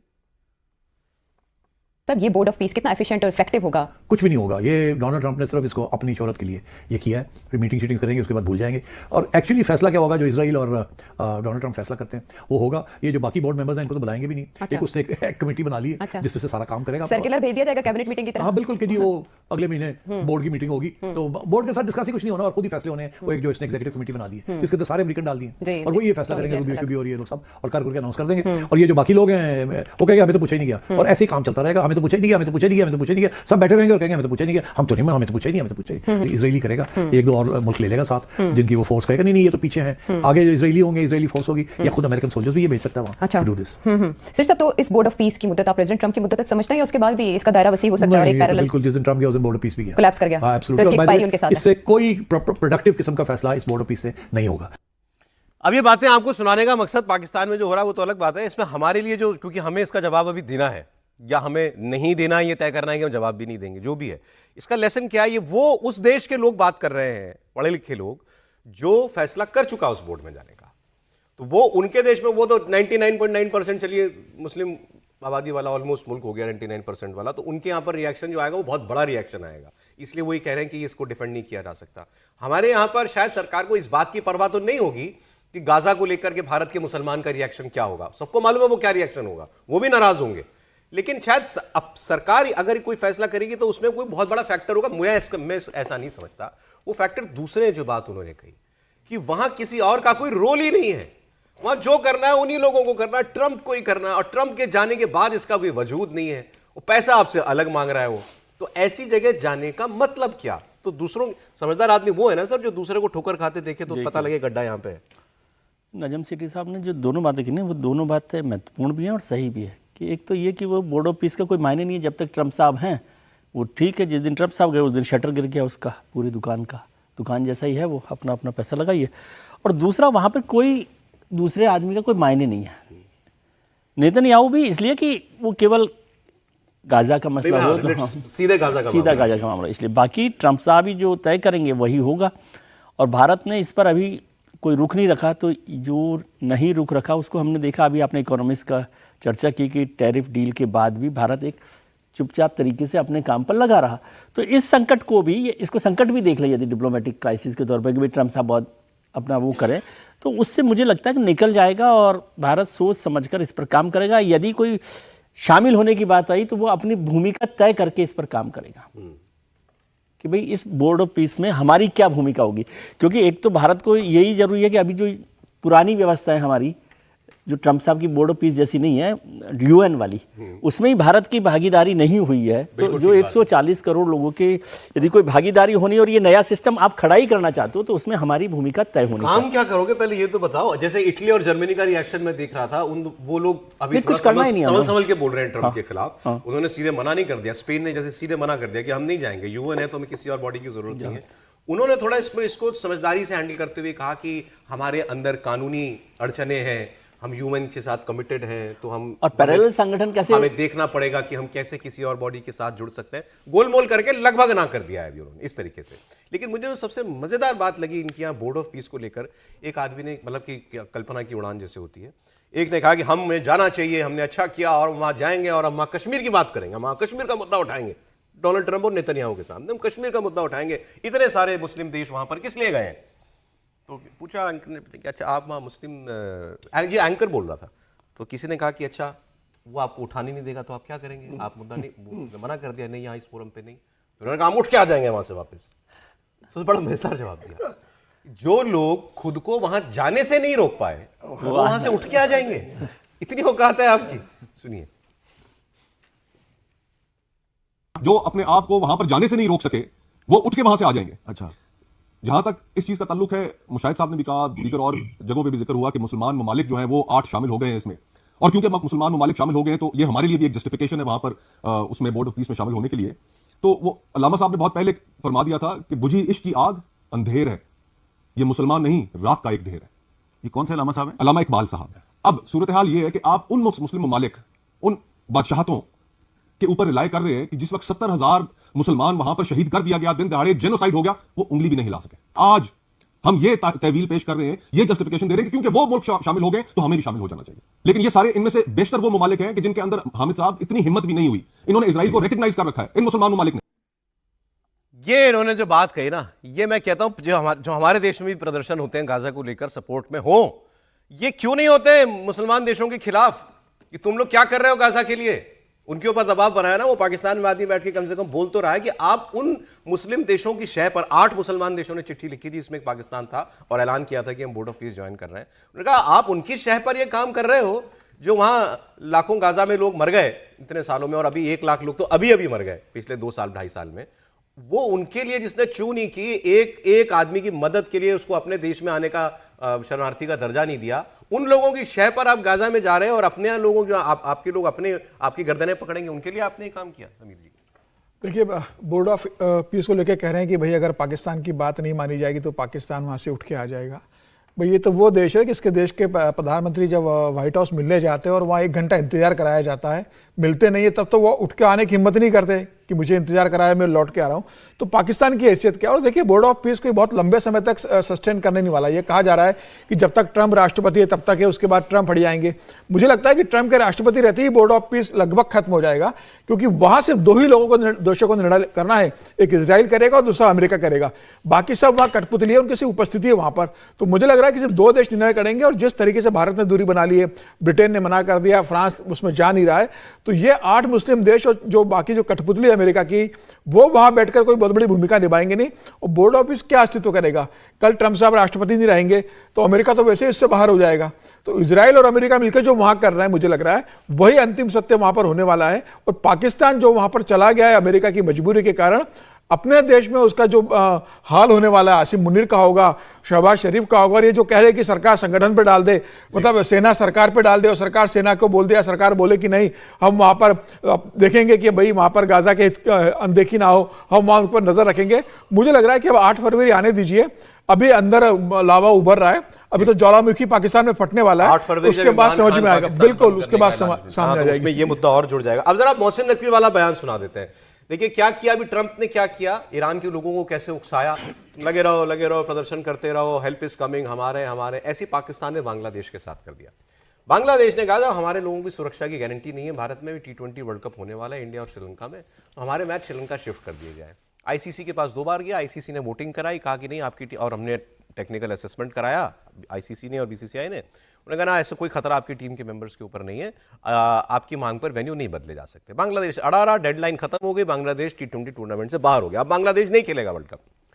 पाकिस्तान ने उस वक्त ये बयान दिया था कि अगर बांग्लादेश को नहीं खिलाया तो हम भी नहीं खेलेंगे। तो जब बांग्लादेश ऑफिशियली बाहर हो गया तो इनके जो वो ये जो है मोहसिन नकवी, इनके होम मिनिस्टर भी हैं और पीसी पाकिस्तान क्रिकेट बोर्ड के चेयरमैन भी हैं, ट्रॉफी चोर, ट्रॉफी वाले, ट्रॉफी लेकर भाग गए थे दुबई से। इनसे पूछा आप साहब क्या करोगे आप, आपने तो कहा था हम बाहर हो जाएंगे, ये होम मिनिस्टर है, उन्होंने कहा देखिए अब ये तो सरकार को तय करना है ना, तो सरकार जो फैसला करेगी वो हम कर देंगे। अब इनको कौन याद दिलाएगी, आप ही सरकार है, सरकार तो आप ही है, आपने क्या। तो इन्होंने बांग्लादेश के साथ भी वही कर दिया, बांग्लादेश को वर्ल्ड कप से बाहर कराया, और खुद अभी तक कोई ऐसी सूचना नहीं है दूर दूर तक कि पाकिस्तान विड्रॉ करने वाला है। अभी तक पाकिस्तान वर्ल्ड कप खेल रहा है। मेरा ख्याल है बांग्लादेश के साथ ज्यादती हुई है, और मैंने आईसीसी की बोर्ड की मीटिंग में भी यही कहा था, आप डबल स्टैंडर्ड्स नहीं कर सकते हैं कि एक मुल्क के लिए आप कहें कि जी जो मर्जी जब मर्जी फैसला कर ले और दूसरे मुल्क के लिए टोटली ऑपोजिट फैसला करें।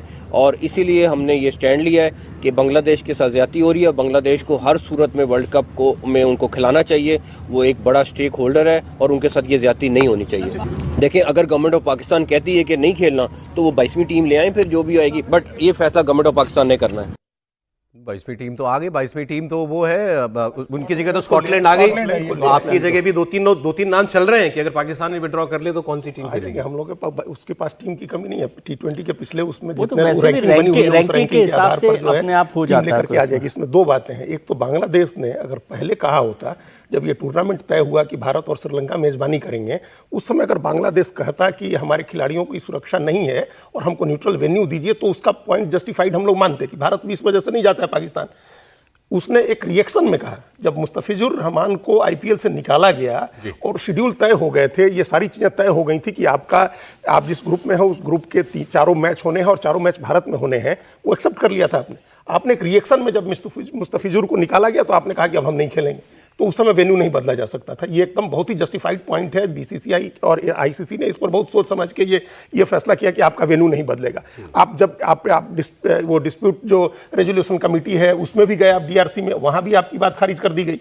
तो ये हो नहीं सकता था कि टिकट बिक जाए, वेन्यू तय हो जाए, टिकट बिक जाए, उसके बाद आपके व्यूम्स पर जो है वेन्यू बदल दिया जाए, और वो नहीं बदला। अब जहां तक दूसरी पाकिस्तान की बात है, ये शहबाज शरीफ का इंतजार हो रहा है कि दावोस से लौट के आए, जहां वो गए, आपने कहा वो पीस बोर्ड ऑफ पीस में जाकर के साइन वाइन के वहां से लौट के आए, तो वो डिसाइड सारी चीजें उन्हीं पर ठीकरा फोड़ना है। देखिए बोर्ड ऑफ पीस का ठीकरा भी सेना ने उनके ऊपर फोड़ दिया कि आप डिसाइड करेंगे, सरकार डिसाइड करेगी, जो कि सरकार सेना चला रही है, आसिम मुनीर चला रहे हैं। लेकिन बोर्ड ऑफ पीस का ठीकरा फूट गया शहबाज शरीफ पर। अब ये इसका फैसला है, वो भी शहबाज शरीफ पर फोड़ो। ये मोहसिन नकवी अब ये कह रहे हैं कि वो आएंगे तो वो डिसाइड करेंगे। ये डिसाइड नहीं कर सकते। एक तो ऐसे बांग्लादेश बोर्ड बर्बाद होने जा रहा है, अगर 4 मैच आप नहीं खेलेंगे बर्बादी होगी। पाकिस्तान नहीं खेलेगा तो पाकिस्तान भी विड्रॉ करेगा तो इनको भी तो बहुत नुकसान होगा। आईसीसी ने बहुत स्पष्ट बोल दिया, अगर पाकिस्तान बाहर होगा तो पाकिस्तान को क्रिकेट से बैन करेंगे, एशिया कप से बाहर कर देंगे, और पाकिस्तान में जो क्रिकेट प्रीमियर लीग होता है उसके लिए जो विदेशी खिलाड़ियों को एनओसी दी जाती है वो बंद कर दी जाएगी, और सारी द्विपक्षीय सीरीज जो 5 साल के लिए बैन कर देंगे, और जो पाकिस्तान को पैसा मिलता है ऐसे वो भी बंद कर दिया जाएगा। तो ये विड्रॉ करेगा तो पाकिस्तान बर्बाद हो जाएगा, बैन ही कर देंगे तो बाहर कर देंगे। पाकिस्तान की बात कर रहे हैं, एक बयान हालांकि हमारी पॉलिटिक्स से जुड़ा हुआ है राकेश जी, लेकिन यहाँ चर्चा चली तो मैं सुनाता हूँ, फिर ये अब कहेंगे विजय जी कितने लोग ढूंढ के लाए कांग्रेस पार्टी। यार ये सवाल कांग्रेस से पूछना चाहिए आपको, राशिद अल्वी साहब। नहीं, मुझे प्रोग्राम की चिंता, क्योंकि सारा प्रोग्राम उसी पर चला जाएगा यदि आप कांग्रेस के नाराज नेताओं के पर बात करें। तो ये तो नाराज हैं, लेकिन ये बात कुछ और इम्पोर्टेंट, और ये तीसरे मुस्लिम नेता है कांग्रेस पार्टी के, राशिद अल्वी, राकेश जी, इन्होंने ऑपरेशन सिंदूर पर सवाल उठा दिया। 26 जनवरी है कल, ऑपरेशन सिंदूर की फॉर्मेशन में हवाई जहाज उड़ेंगे, ऑपरेशन सिंदूर की झांकी निकाली जाएगी, और उससे पहले कांग्रेस पार्टी के नेता पूछ रहे हैं कि आपने ऑपरेशन सिंदूर किया क्यों था, हासिल क्या किया, केवल कुछ इमारतें गिराने के लिए किया था, कि वहां जितने आतंकवादी सरगना थे वो तो जिंदा घूम रहे। बयान सुनने। ऑपरेशन सिंदूर का मकसद क्या था? भारत सरकार ने ऑपरेशन सिंदूर क्या सिर्फ चंद इमारतें तोड़ने के लिए किया था? आज भी वो तमाम आतंकवादी जो भारत के अंदर आके आतंक फैलाते हैं पाकिस्तान में जिंदा हैं। हाफिज सईद जिंदा है, सलाउद्दीन जिंदा है, दाऊद इब्राहिम जिंदा है। ये बात उनकी ठीक है कि वो आतंकवादी जो है, वो सरगना जो है वो जिंदा है, लेकिन उन्हीं के हेडक्वार्टर पर तो जाके बम गिरे, मिसाइलें गिरी। और एक खबर तो हमने आपको बार बार यहां दी है कि जो मुरीदके में हमला किया गया था भावलपुर में, हाँ ये दूसरा मसूद अजहर के बारे में इंटेलिजेंस थी कि वो वहां है सर, उसके बारे में इंटेलिजेंस थी कि वो वहां है। वो तो ऐसे ऑपरेशंस में कभी भी कुछ हो जाता है, चंद मिनट से उसकी जान बची है, नहीं तो उसी को मारने का इरादा था उस दिन। लेकिन कांग्रेस का नेता पूछ रहे हैं कि आपने क्या इमारतें गिराने के लिए ऑपरेशन सिंदूर किया था? नहीं, एक बड़ा प्रश्न तो यह है कि राशिद अल्वी जी को यह कैसे पता है कि दाऊद इब्राहिम जिंदा? एक बड़ा प्रश्न है ना, आपको कैसे पता कि पाकिस्तान में दाऊद इब्राहिम भी जिंदा है? उसके मरने की खबर नहीं आई, यही कहा जा सकता है। क्या कहें?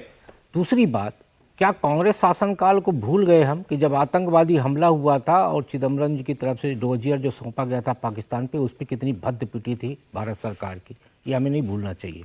उसके बाद कितने आतंकी हमले हुए, सीरियल बम ब्लास्ट हुआ, हमने क्या कार्रवाई की? कम से कम भारत सरकार की तरफ से लगातार, चाहे पुंछ का हमला हो, उरी का हमला हो या पहलगांव का हो, भारत सरकार लगातार जवाब दे रही पाकिस्तान को। और दूसरी सबसे बड़ी उपलब्धि ये है कि आज विश्व के मंच पर पाकिस्तान को आतंकवाद को पोषित करने वाला देश निरूपित करने में ये सरकार सक्षम साबित हुई है।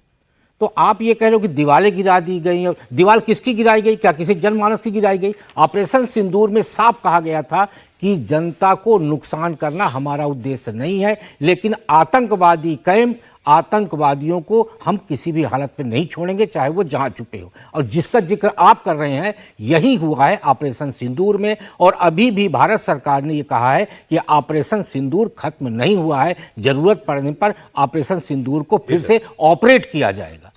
अब मैं खबर आपको ईरान की बता दूं। देखें, ईरान के ऊपर हमला करने की तैयारी तो अमेरिका ने सारी पूरी कर ली है। उसने अपना जंगी बेड़ा भेज दिया है वहां पर, उसका एयरक्राफ्ट कैरियर पहुंच गया है, उसके हवाई जहाज जो है वो तैनात हो गए, सब कुछ हो गया है। लेकिन मैं पहले आपको भारत से जुड़ी खबर बताता हूं ईरान की, क्योंकि ये फिर डिप्लोमेसी का बड़ा महीन खेल होता है। हमने जो फैसला किया वो क्यों किया, ये बात करेंगे। पहले संयुक्त राष्ट्र मानवाधिकार परिषद में, ह्यूमन राइट्स काउंसिल में एक रेजोल्यूशन लाया गया एक वेस्टर्न कंट्री की तरफ से कि जिस तरीके से आंदोलन को कुचला गया ईरान में, उसकी निंदा की जाती है। भारत ने इसके खिलाफ वोट किया, मतलब हमने ईरान के पक्ष में वोट किया। इसमें जो वो आप गोला दिख रहे हैं ना, उसमें नो, हमने नो लिखा है उसमें अपने, यस और नो। भाई हम इस रेजोल्यूशन के साथ हैं या खिलाफ हैं, यस और नो में वोटिंग होती है। भारत ने नो में जवाब दिया अपना। अच्छा, इसमें हमारे साथ कौन देश है? इसमें चीन है, पाकिस्तान भी है, और एक 3-4 और देश हैं, मुझे लगता है रूस भी इसके अंदर होगा। बाकी पूरी पश्चिमी दुनिया ने यस में वोट दिया और ये प्रस्ताव पास ही होना था, पास ही हुआ। निंदा प्रस्ताव ईरान पर पास ही होना था, लेकिन हमने फिर भी इसके खिलाफ वोट किया। मतलब हम ईरान के साथ खड़े हुए। अब याद कीजिए, अभी आप वो जो मामला चला चाबहार पोर्ट वाला, कि चाबहार पोर्ट से भारत ने एग्जिट कर लिया, उस वक्त भी लोगों ने पूछा क्या ईरान का साथ हमने छोड़ दिया है? अगर साथ छोड़ दिया तो फिर हम इस रेजोल्यूशन के साथ क्यों खड़े हैं? तो कोई तो ऐसी बात है, मतलब हम ईरान के साथ एक डोर बांधे हुए चल रहे हैं अभी भी। ये जब दुनिया ये मान के चल रही है कि ट्रंप हमला करेंगे ईरान पर। बिल्कुल ठीक बात है। और वो एक हमारा ईरान के साथ ऐसे ही रिश्ता रहा है थोड़ा सा, क्योंकि हम उनके साथ नहीं छोड़ते हैं, रहे हैं, अक्सर ऐसे मौके आए हैं। और ईरान ने वैसे कोई बहुत बड़ा फ़ायदा किया हो हिंदुस्तान का, ऐसा नहीं है।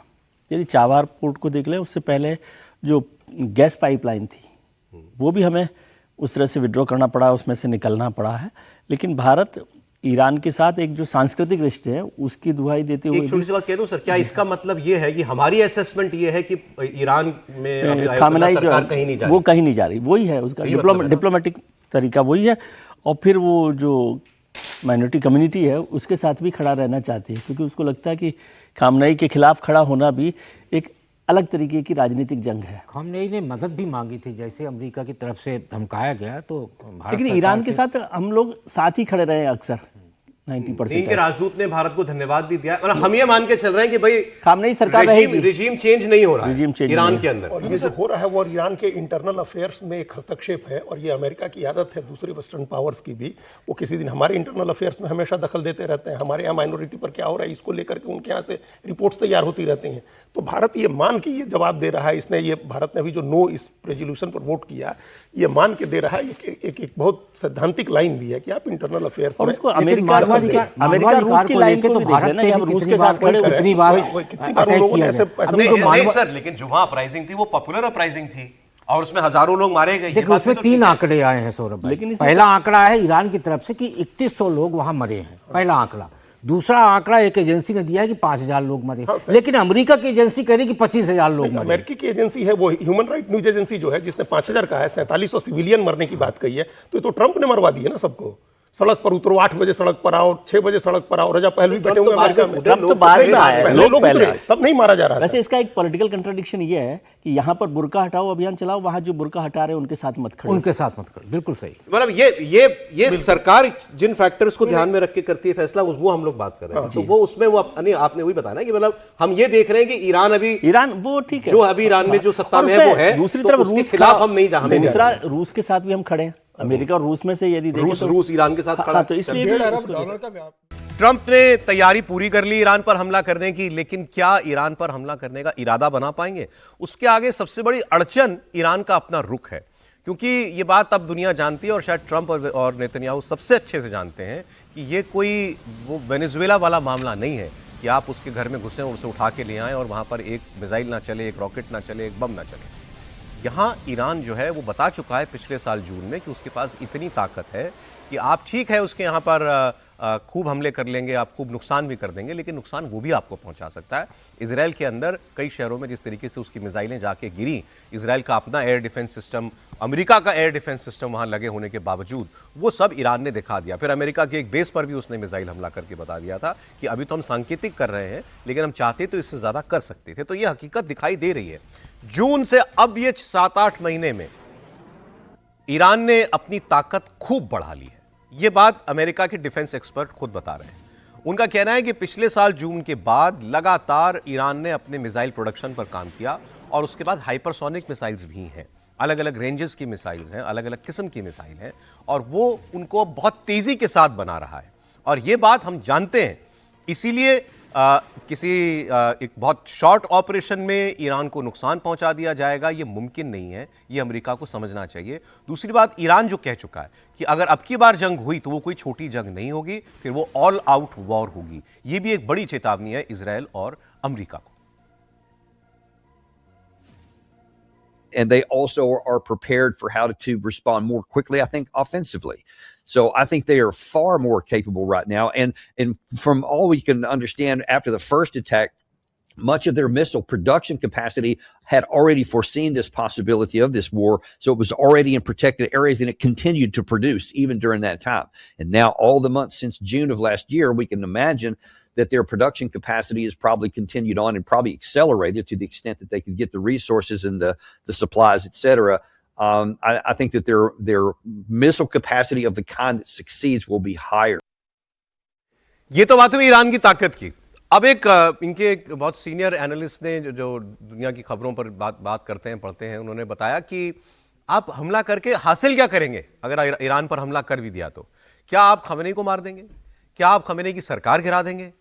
क्या केवल बम गिराकर, मिसाइल गिराकर किसी एक देश में सत्ता परिवर्तन किया जा सकता है?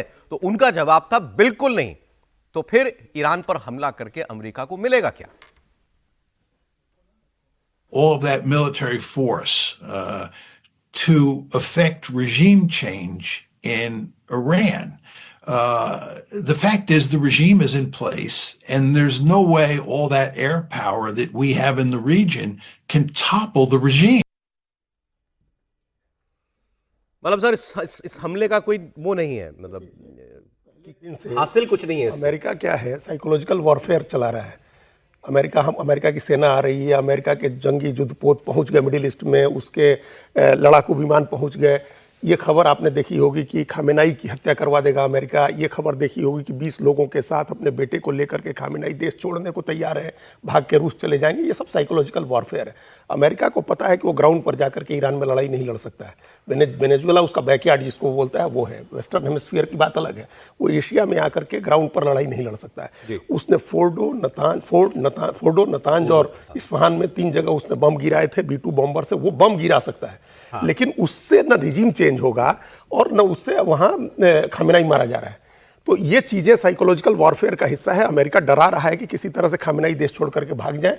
उसी वॉरफेयर का, एक साइकोलॉजिकल वॉरफेयर का, सौरभ जी, एक ये भी है अमेरिका की तरफ से जो उसका इकोसिस्टम चला रहा है कि डिवीजन करवा देंगे ईरान में। 60% आबादी जो फारसी वाले लोगों की है वो अलग हो जाएगी। सेंट्रल ईरान में रजा पहलवी का शासन हो जाएगा। अजरबैजानी अलग हो जाएंगे, बलूच अलग हो जाएंगे, कुर्द अलग हो जाएंगे। तो इस तरह की तमाम चीज़ें ये साइकोलॉजिकल वॉरफेयर का हिस्सा है। अमेरिका किसी हाल में लड़ने नहीं जाएगा क्योंकि इजराइल, कतर में उसके बेसेज और तमाम अमेरिका के जो मिलिट्री बेस हैं वो खतरे में आएंगे। नहीं, ये जो अभी हम जिनका एनालिस्ट का बयान, ये पूरा बयान, लंबा बयान सुनाना चाहिए था, ये छोटा हमने आपको सुनाया। आगे वो यही बात कह रहे हैं कि करना था तो मौका तब था जब वहां जनता सड़कों पर उतरी हुई थी। आप कमजोर कर, आप बम गिराकर, मिसाइल गिराकर कमजोर करते और बाकी काम तो असल काम वहां की जनता को करना था। लेकिन वो मोमेंटम और वो मोमेंट आपने खो दिया, वो चला गया वापस। अब दोबारा उतना एक हंगामा खड़ा करना ईरान के अंदर ये पॉसिबल नहीं है, क्योंकि उसके बाद बड़ी ब्रूटली कुचला गया है उस आंदोलन को। हजारों लोग अभी चर्चा हो रही थी मारे गए, तो दोबारा से वो भी आप मिसाइल गिराएंगे और लोग अपने घरों के बाहर आ जाएंगे, ऐसा होता नहीं। लोगों का भरोसा खो दिया ना अमेरिका ने। लोग उस समय सड़क पर इंतजार कर रहे थे अमेरिका के। और अभी वेनेजुएला का भी आप एक जिक्र कर रहे थे, तो ईरान वेनेजुएला तो नहीं है निश्चित रूप से। और जिस तरीके से ईरान ने कहा है कि भाई हमारी फतेह 2 जो सुपरसोनिक मिसाइल है और 10,000 किलोमीटर तक मार करने की हमने अपनी क्षमता डेवलप कर ली, और जिससे बैलिस्टिक मिसाइल 3,000 से ज़्यादा बैलिस्टिक मिसाइल इस समय ईरान के पास है। और चीन ने जिस तरीके से बयान दिया है, चाइना टाइम्स का बयान आया है चीन का, कि भाई ईरान पे अगर बहुत हमला हुआ तो इसको सिर्फ आप ईरान और अमेरिका के बीच का युद्ध मत समझ लेना, चीन इसे बहुत गंभीरता से लेगा। और मुझे लग रहा है रूस और चीन जिस तरीके से ईरान को सपोर्ट कर रहे हैं, तो अमेरिका इस बात को जानता है कि अगर वो ईरान पर हमला करेगा तो चीन इसके पीछे जरूर खड़ा रहने वाला है और यह लड़ाई लंबी चलेगी। और ऐसी स्थिति में अमेरिका और इजराइल को इस बात का डर है कि पिछली बार ईरान ने जो मिसाइल फेंकी थी वह रोकने में इजराइल कई मौके पर कामयाब नहीं रहा था। तो इजराइल को यह भी डर है कि कहीं ईरान फिर से हमला करेगा तो ऐसी स्थिति में हमें उसका ज्यादा नुकसान उठाना पड़ेगा। अमेरिका को इतना नुकसान नहीं होगा। कमजोर पे चलती है वेनेजुएला में अभी, वहां की जो अब जो प्रेसिडेंट हैं, जो डेप्यूटी जो उपराष्ट्रपति मादुरो से पहले, जी हाँ, उनका एक ऑडियो जो है लीक हो गया जिसमें वो अपनी कैबिनेट से, अपने साथियों से बात कर रही हैं और कह रही हैं कि जब मादुरो को उठा के लेके गए अमेरिका के सैनिक, तो हमको केवल 15 मिनट का समय दिया गया था कि अब से आप अमेरिका की सारी बातें मानेंगे, वरना आपका वही अंजाम होगा जो इन दोनों का हुआ है, मादुरो और उनकी पत्नी का। और उन्होंने कहा कि उस वक्त हमें यह नहीं बताया गया था कि इनको हम अगवा करके ले जा रहे हैं। उन्होंने कहा कि हम इन्हें मार चुके हैं, हम ये मर चुके हैं दोनों, और आपके पास 15 मिनट का वक्त है, आपका अभी चाहिए हमको हाँ में जवाब कि आप हमारा साथ देंगे आगे से, नहीं तो आपका भी यही अंजाम होगा। तो अब आप बात कीजिए डेमोक्रेसी की, लोकतंत्र की, रूल बेस्ड वर्ल्ड ऑर्डर की, तो फिर आप अमेरिका जो है जिनको बनाया डेल्सी रोड्रिगेज को, मतलब वो कमजोर जानकर कि उनको ही बनाया है, नहीं तो पहले तो कहा था कि हम मचाडो को समर्थन दे देंगे। सर एक उपराष्ट्रपति को सामने कोई सैनिक खड़ा होकर करे गोली मार देंगे आप, अब से हमारे साथ रहना। फोन ना करने की अनुमति भी नहीं दी उन्होंने कहा फोन लगाना चाहते कुछ, बोले फोन नहीं, अब अभी तय कीजिए 15 मिनट के अंदर, लेकिन वो आपको भी मार दिया जाएगा। ईरान वेनेजुएला नहीं है। लेकिन ट्रंप साहब अपने घर पे तो ध्यान दें, वहां क्या हो रहा है। ट्रंप ने आते ही, आपको याद है कि भारत नहीं बहुत सारे लोगों को उन्होंने भेजा था जो वहाँ के अवैध तरीके से वहाँ उन्होंने कहा लोग आए हुए हैं, तो वो दावा करते हैं कि मैं लाखों लोगों को, ऐसे अवैध लोगों को घुसपैठियों को वापस भेज चुका हूं। और उनको ढूंढने के लिए अलग अलग शहरों में उन्होंने अपने नेशनल गार्ड भी अपॉइंट किए, तैनात किए। फिर उनकी एक आइस करके एक एजेंसी है, इमिग्रेशन एंड कस्टम्स, जो देखती है, और वो हथियारबंद लोग हैं। वो जो है इस वक्त अलग अलग शहरों में ऐसे लोगों को खोज रहे हैं जो कि इलीगली वहां पर रहते हो। तो अब एक मिनियापोलिस एक जगह है, वहां पर पहले एक व्यक्ति की हत्या हुई, आइस के लोगों के द्वारा एक व्यक्ति को मार दिया गया। फिर एक हत्या कल और हो गई, और उसका बाकायदा पूरा वीडियो है कि कैसे उस झड़प में एक व्यक्ति को गोली लग जाती है। हालांकि आइस के एजेंट्स ने कहा कि उसके पास पिस्तौल थी, मैगजीन थी, खतरा था हमारे लिए। ये जो तस्वीर इस वक्त था, एक बार देख लीजिए इस पूरी पिक्चर, दिखा दीजिए। महिला को मारा है,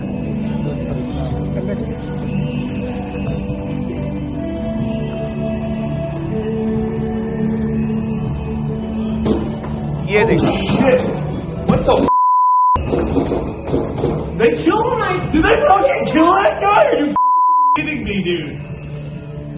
ये आपने देखा ये कि कोई अपने शायद दुकान के अंदर से कहीं से जो है वीडियो बना रहा है व्यक्ति, और वो गोली चलती है और आदमी निढाल हो जाता है। ये दूसरी हत्या हुई है वहां पर, इससे पहले एक महिला की हत्या हुई थी। तो इसके बाद हजारों लोग सड़क पर हैं, और जानते हैं वहां तापमान इस वक्त कितना है, मैं उन्हीं के रिपोर्ट में देखा, -30 डिग्री। ये देखिए, इस तरीके से राइट कंट्रोल करना पड़ रहा है पुलिस को अमेरिका में। ये हालात हैं। ये देखिए आप लोगों का हुजूम, ये ट्रंप के खिलाफ निकले हुए लोग हैं सारे के सारे, कि ये आइस का एक्शन बंद किया जाए, आइस के एजेंटों को वापस बुलाओ।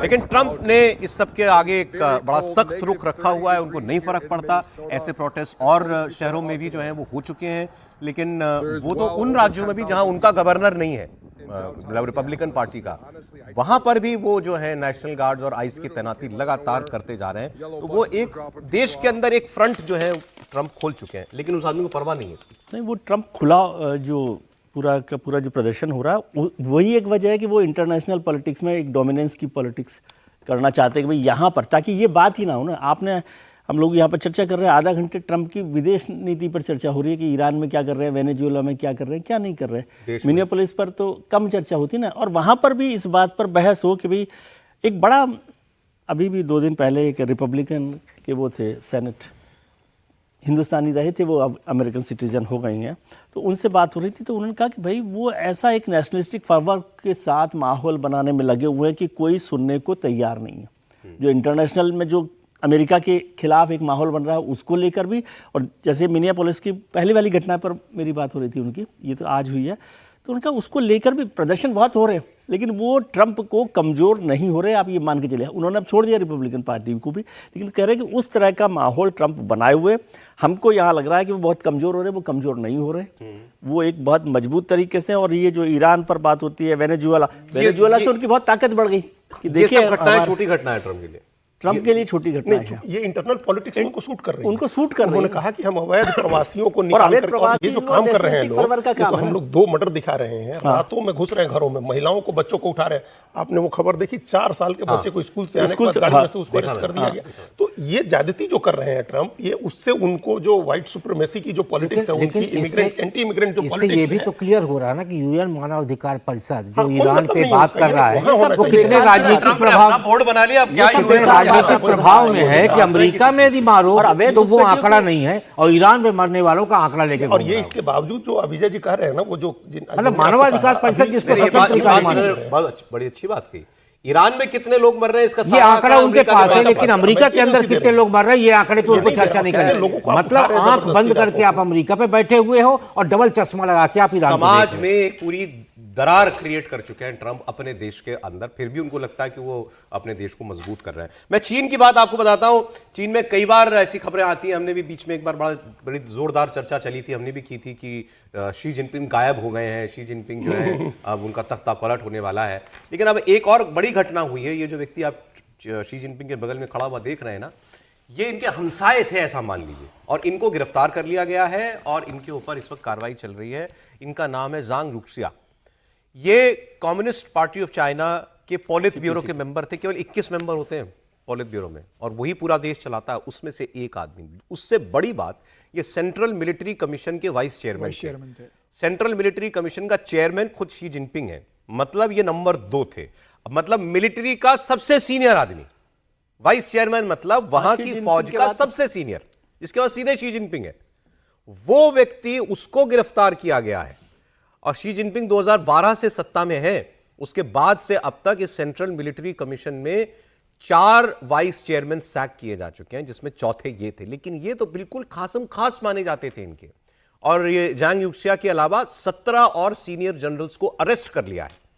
Central military commission joint staff के चीफ जो हैं लियू जेन ली, उनको भी गिरफ्तार कर लिया गया है। अभी इनके ऊपर आरोप क्या है पता नहीं है, लेकिन इंटरनेशनल एक्सपर्ट्स का कहना नहीं ये है कि इन सब की वजह अंत में करप्शन ही बताई जाएगी, चाहे और कुछ भी हो। कुछ लोग ये भी कह रहे हैं कि ये लोग जो है कोई कू करना चाहते थे, ये लोग एक लॉबी खड़ी कर रहे थे शी जिनपिंग की, क्योंकि बहुत पावरफुल आदमी था ये। मैंने आपको बताया जो मिलिट्री कमीशन का वाइस चेयरमैन है। और ये बात, एक बात और इंटरेस्टिंग है इसमें कि ये दोनों लोग जो गिरफ्तार हुए हैं अभी, सीनियर लोग, ये वो आखिरी पीढ़ी है वहां की फौज के जनरलों की जिन्होंने कोई जंग लड़ी है। उसके बाद तो इसके बाद किसी ने कोई जंग ही नहीं लड़ी है। तो ये दो, इस व्यक्ति को माना जाता है कि एक हैंड्स ऑन जनरल था, जिसको सब कुछ दुनिया की असलियत पता थी, अपनी फौज की भी असलियत पता थी। और ये सब तब हुआ है जब ताइवान पर अब हमला करेगा, तब हमला करेगा चीन, वो चर्चाएं चल रही हैं। तो दुनिया कह रही है कि इस घटना के बाद इतना तो तय है कि अब वहां की फौज में इतनी अफरा तफरी मचेगी कि फिलहाल शी जिनपिंग ताइवान सेफ है इस समय। इसका मतलब ये इंटरनेशनल, इनके चीन के एक्सपर्ट की बात आपको सुना रहा हूं। अब ताइवान पर तो नहीं करेंगे ना। Zhang Youxia is finished. His whole family, including his wife and son, have been arrested for investigation. Zhang Youxia is the 4th vice chairman of the Central Military Commission to be taken down since Xi Jinping came to power in 2012. This level of internal military infighting actually reduces the likelihood that Xi will launch a war against Taiwan anytime soon. You see, a Taiwan conflict does not allow for failure. मतलब क्या दुनिया थोड़ा, अब कम से कम Taiwan, आसपास के लोग थोड़ा सुकून की सांस लें कुछ रोज? शी जिनपिंग ने मौका दे दिया। नहीं, देखिए आपने बड़ी अच्छी बात कही कि ये आखिरी पीढ़ी है जिसने जंग लड़ा है। उसके बाद अमेरिका की सेना और वहाँ के शस्त्र पे जंग ही लग गया है। तो इसीलिए आप देखिए कंबोडिया को उन्होंने, हाँ चाइना के, तो कंबोडिया को उन्होंने जो शस्त्र भेजा था उसकी हालत देख लीजिए, पाकिस्तान को भेजा था उसकी हालत देख लीजिए, ईरान पे भेजा हुआ है कार्गो। तो जहाँ खुद की ही सारी चीज़ें संदिग्ध हो, ताइवान पे क्या हमला करेगा वो?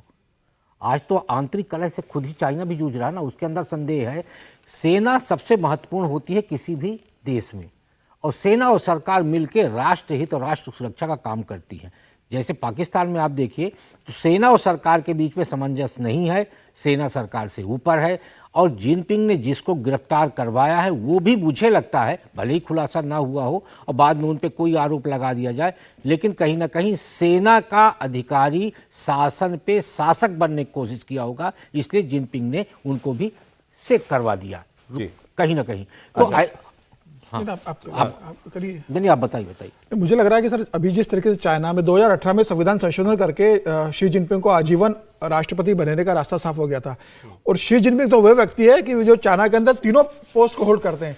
वो चीन के राष्ट्रपति भी है, वो कम्युनिस्ट पार्टी ऑफ चाइना के महासचिव भी है और वो कमांडर इन चीफ भी है। एब्सोल्यूट पावर आदमी के पास है। और सिर्फ ये कह देने से कि भाई उनके जो सेकंड इन आदमी था उसको हटा देने से या उसको गिरफ्तार कर लेने से चाइना हट जाएगा। शी जिनपिंग ने तो 2011 में कह दिया था कि भाई मैं जो करप्शन देश के अंदर है मैं छोटी मछलियों को नहीं पकड़ूंगा, जो बड़े मगरमच्छ मेरी पार्टी के अंदर मेरी सरकार में है मैं उनको ऑपरेशन करूंगा। लेकिन और इस तरीके से आरोप लगा के क्या मैं इसकी एक तुलना देता हूं। कंट्रोल है वहां पर कि इससे कोई चाइना को फर्क नहीं पड़ना कि हमारे अधिकारी को हमने कर लिया तो ताइवान पे हमला नहीं करेंगे। भारत का उदाहरण नहीं देता। ये ऐसे है कि आसिम मलिक जो आईएसआई का चीफ है इस वक्त पाकिस्तान में, उसको करप्शन के इल्जाम में पकड़ ले, जिसको उसने लगाया, खुद आईएसआई चीफ बनाया, जिसको वो ग्रूम कर रहा है आगे के लिए, उस आदमी को अगर आसिम मुनीर खुद करप्शन के इल्जाम में पकड़ ले तो क्या मतलब हुआ इसका? इनका खास आदमी है। पक्ष भी देखिए ना कि कितनी ताकत है शी जिनपिंग के पास कि वो नेक्स्ट अपना जो आदमी अगर वो करप्शन में आता है तो उसको अरेस्ट कर रहा है। नाक के नीचे कैसे भ्रष्टाचार हुआ, उसका जो कमांड और एब्सोल्यूट पावर है शी जिनपिंग के पास, मुझे लग रहा है इससे कोई फर्क नहीं पड़ना शी जिनपिंग को कि ताइवान को भाई मैं हमला नहीं कर सकता, ताइवान को स्पेस मिल गई है। शी जिनपिंग ताइवान पे हमला जरूर करेंगे, इससे उनकी ताकत पर कोई फर्क नहीं पड़ना। कुछ बोल रहे सर आप? नहीं, मैं केवल यही कह रहा था कि जो एक्सपर्ट कह रहे हैं उनकी बात वो ज़्यादा बेहतर समझते हैं, लेकिन इसका एक कारण भी हो सकता है जब ये सेकंड इन कमांड को हटाया है तो ताइवान पर जरूर हमला करें ताकि ये सारा भी मामला सेटल होता है ना बहुत सारी बार कि भाई इस पर चर्चा ही नहीं होगी ना। एक नया कमांड और शी जिनपिंग के लिए कोई सेकंड हो थर्ड हो कोई फर्क नहीं पड़ रहा ना। वो उस तरह के डिक्टेटर है कि उस आशंका से भी आप इनकार नहीं कर सकते। ट्रंप की बात नहीं हुई, ट्रंप ने आपको लग रहा है कि कल से कुछ ट्रंप ने कुछ किया नहीं किया, तो मैं बता देता हूं। ट्रंप ने एक बार फिर कनाडा के प्रधानमंत्री को गवर्नर कह दिया है। उन्होंने कल पोस्ट किया, governor Carney he thinks he is going to make Canada a drop off port for China to send goods. आप वो चाइना का पोर्ट बनाना चाहते हो कनाडा को, मैं ये बिल्कुल नहीं होने दूंगा। China will eat Canada alive, completely devour it, destruction of its businesses, social fabric and general way of life will happen. अगर कनाडा के साथ दोस्ती की तो फिर उन्होंने कहा कि अगर कनाडा ने चीन के साथ कोई समझौता किया, कोई ट्रेड डील की, तो मैं 100% टैरिफ लगाऊंगा जो भी सामान अमेरिका में कनाडा से आता है, और 70% कनाडा का एक्सपोर्ट अमेरिका को ही है। और गवर्नर और कह दिया उनको।